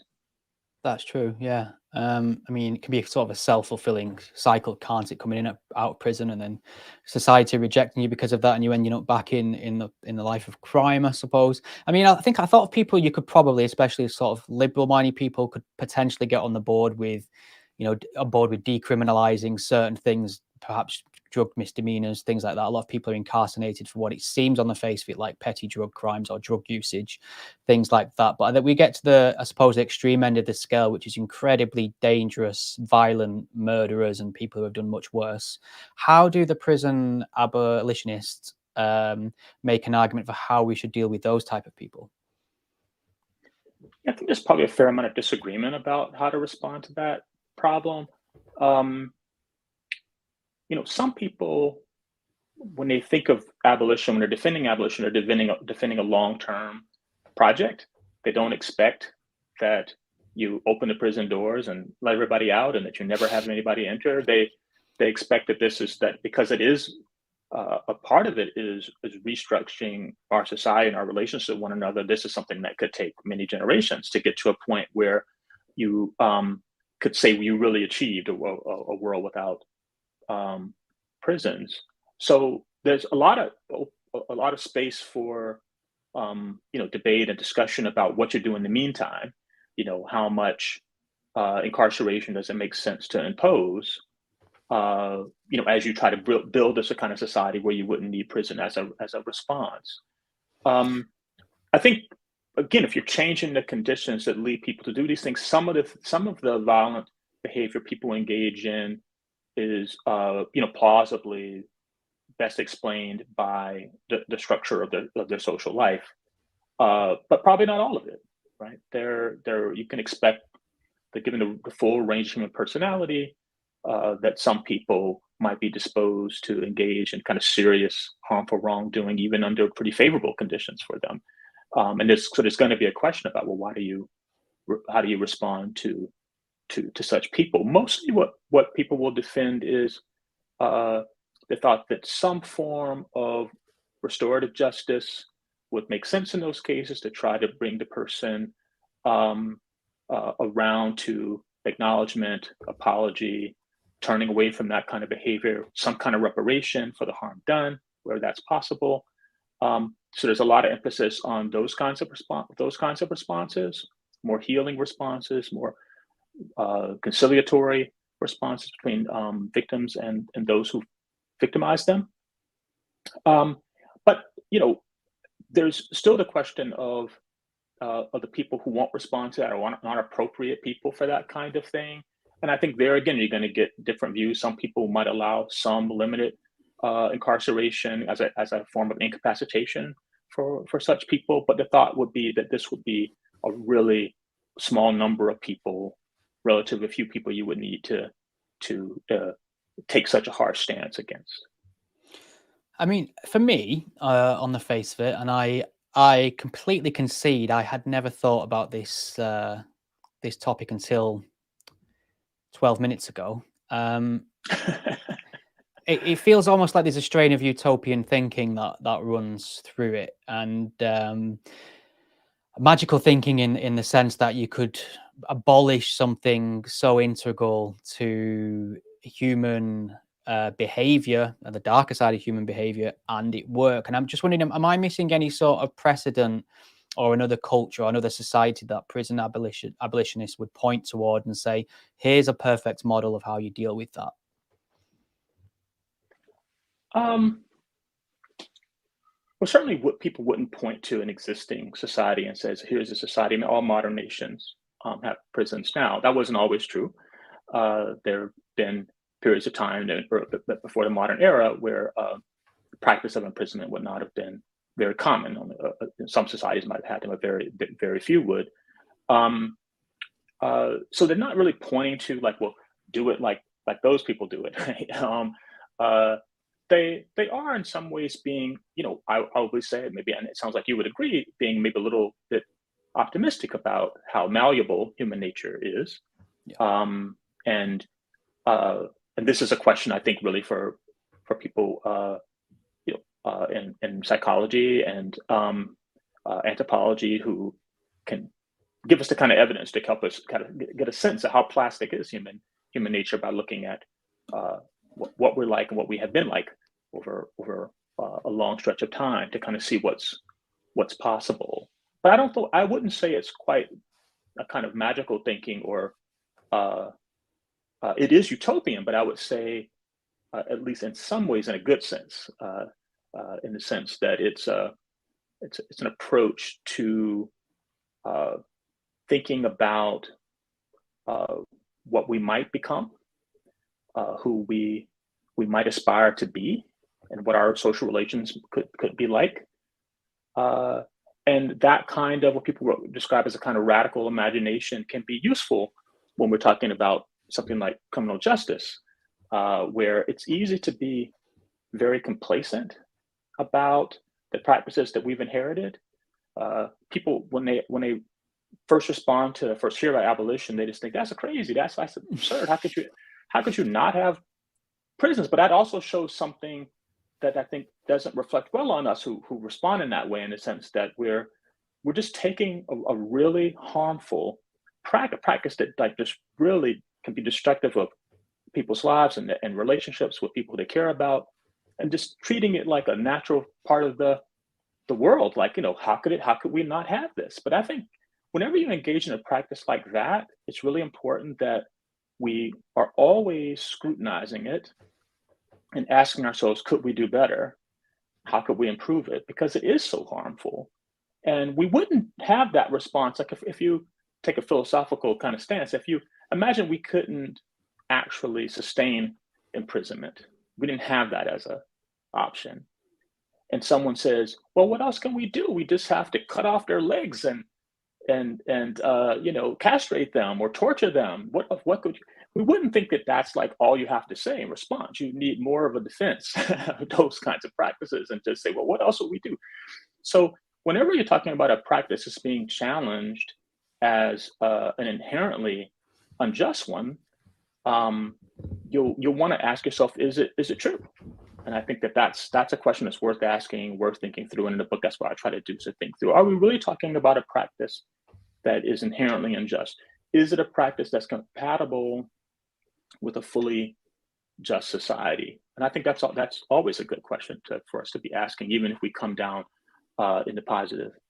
Yeah, for sure. And you spoke about prison there being harmful, and I just wanted to get your opinion on whether you're using that word in the sense of when rules and regulations and human rights aren't adhered to when they should be, or would you say that the system is just harmful when everything goes to plan in its own right? Is it a systemic issue in general? Well, I think if prison involves the separation of people from the broader public, severe restrictions on movement, pretty close to constant surveillance, highly structured interaction with anybody from the outside, I mean, it's hard not to see that as harmful in some ways. It may turn out that the person under the best conditions, might be a better person when released. But I wouldn't say that they aren't harmed by being incarcerated.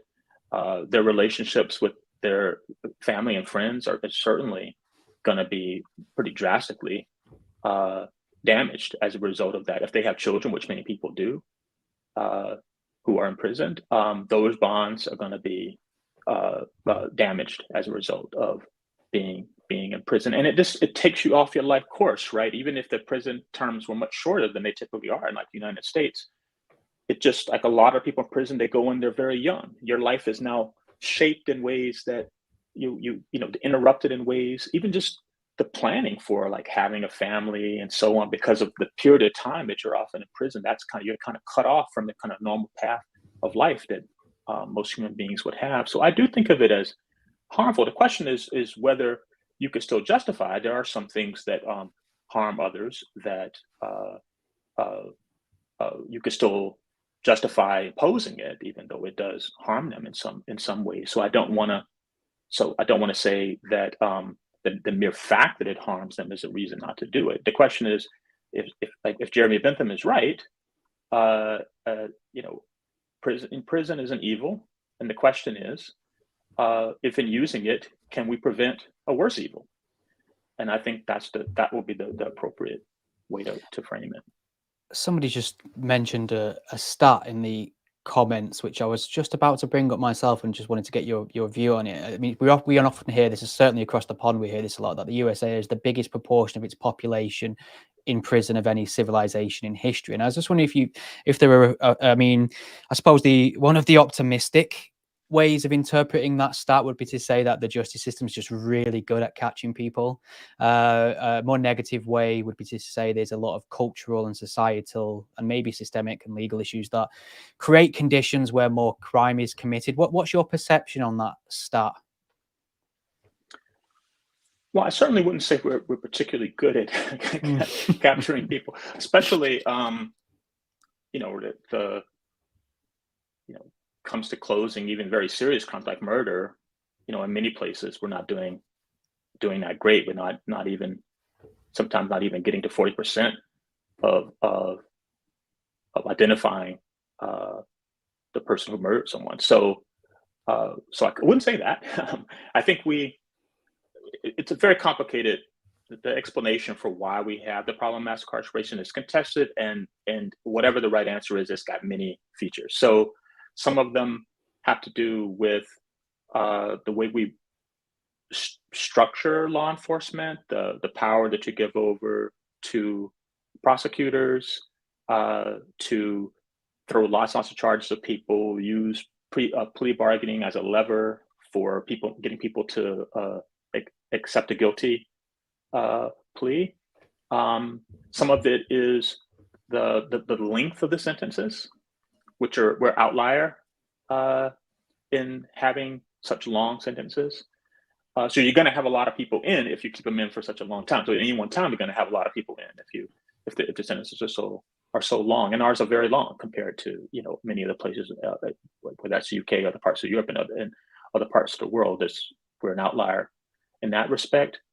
It's in the interest of many politicians, maybe in the interest of all politicians, to appear to be very tough on crime and to be totally intolerant of crime and willing to really bear down on it. And usually that means increasing sentences. But we do that against a background of a pretty anemic welfare state. We do that against a background of very limited social supports for people. So it's very tempting to use the criminal justice system to deal with social problems that might be better dealt with a much more generous way of supporting your citizens as they live in their lives before they get in trouble. So it's a complex set of issues about why we find ourselves in this place as a kind of the world leader in incarceration, not a place you want to be. And that's part. In some ways, that question was partly led me into thinking about prison abolition, because many of the abolitionists would criticize reformers for not seeing that something deeper is at work, and that simply trying to change prisons and sentencing is insufficient to deal with a problem like mass incarceration, that there's something deeper about the way the society is structured, and maybe about the role of global capitalism and structuring our relationships with one another, that those things need to be attended to, and not just a focus on crime and law enforcement.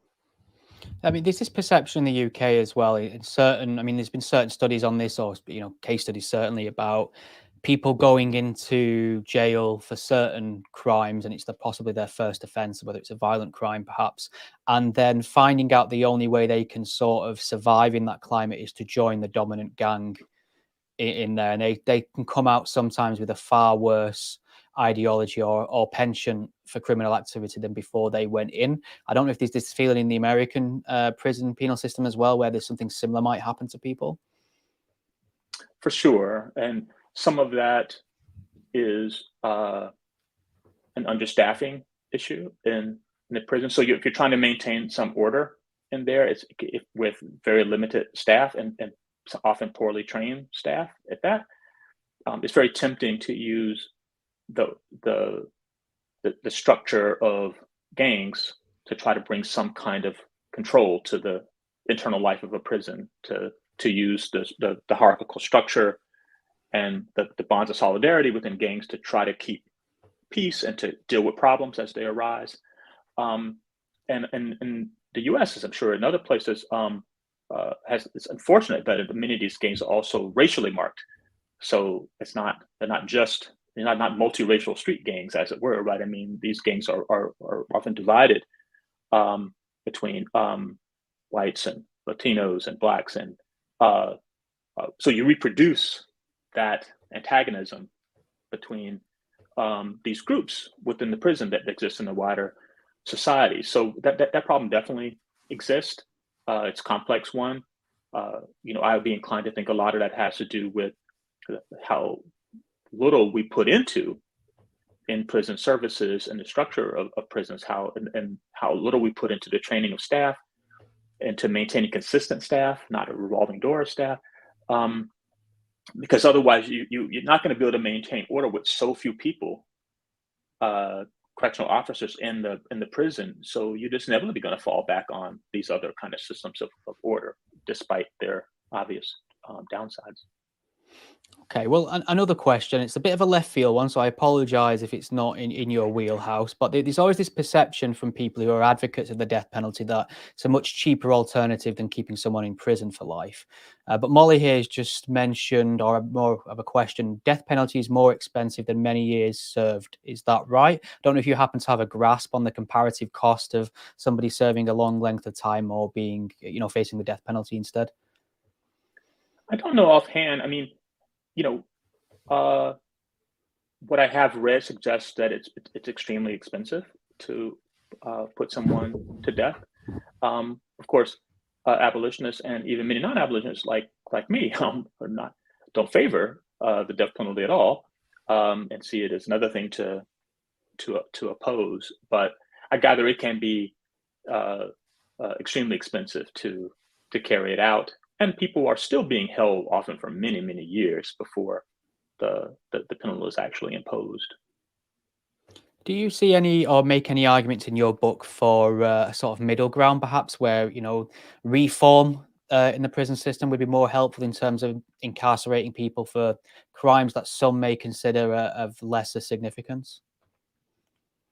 I do. I try to think about, if you make a distinction between abolition and moratorium would be one way of capturing it. So if you think of the abolitionists as aiming at least eventually to completely ending the practice of imprisonment, if you can create the conditions for that, right? That's one kind of position. But you might think that, as I do, that the practice of imprisonment is not inherently unjust. And many places, certainly in the United States, but not only in the United States, it's practiced in an unjust way, and it's hard to actually justify to people who you're holding. And so you might think that it's appropriate to take a moratorium position on it, which doesn't suggest that you think that there are no conditions under which imprisonment would be justified, but it might be that it's not, at least not fully justified under the conditions that we currently live under. And so we should cease it or dramatically scale it back until we could create conditions where it would be fully justified to use it to prevent crime. So you could imagine a kind of continuum on a moratorium from the most radical position, which would be, release everyone, admit no one until you create more just social conditions. That would be the most radical end. But you could imagine more moderate positions where you thought, you really only use it for the worst crimes, the ones that cause great and irreparable harm to others, right? And that would narrow the range of people. And then you could have a decarceration effort where you release many people, find other ways of dealing with people who have not committed crimes that cause that kind of great and irreparable harm or trauma. So I think like that's the space that's, I think, productive when we're thinking about the here and now and not the aspirational utopian future that we might want to bring about. The thing to do is to think about some kind of moratorium. Maybe you need to close some prisons. Maybe, and when you do close them, like my friend James Foreman would suggest, when you do close them, make sure they're smaller. Make sure that if you build any new ones, that they're smaller than the ones you close, right? So you're reducing the size. You're not just creating greater capacity to hold more people. So I do think it's important to focus there if we're thinking about the here and now. Philosophers love to think about the future and what's ideal, but I mean, if you think about the here and now, it's like maybe we need to dramatically restrict its use for only certain purposes, and obviously change the conditions under which people are being held. That's a great answer, Tommie. Thank you very much for speaking to us. Maybe you can just let people know where they can pick up a copy of your book. It should be in most major bookstores, certainly online, and most major booksellers, even in the UK. So it's The Idea of Prison Abolition. It's published by Princeton University Press, and there's also an audio version if that's your preference. Awesome. That should be added to my reading list for sure. But thank you very much for speaking to me. I've learned a lot, and I really appreciate your time. My pleasure. Thanks for having me on. Take care. Right. Tons of fantastic interviews this evening. Ash has got me scheduled to interview Richard Kerr at 9, which it is presently. So I'm going to have to bog off. But huge thank you to Stephen Knight. His links are in the description box. Huge thank you to viewers. All your questions. It was fantastic. And it is free to join us on Locals. Link is in the description box. We've got a great community over there. Over 1,000 people have joined up. There's a variety of content. There's content on there that we can't possibly publish on this platform. So I hope to see some of you there. Cheers, Have everyone. a great night, everyone. Thank you. Go. Cheers.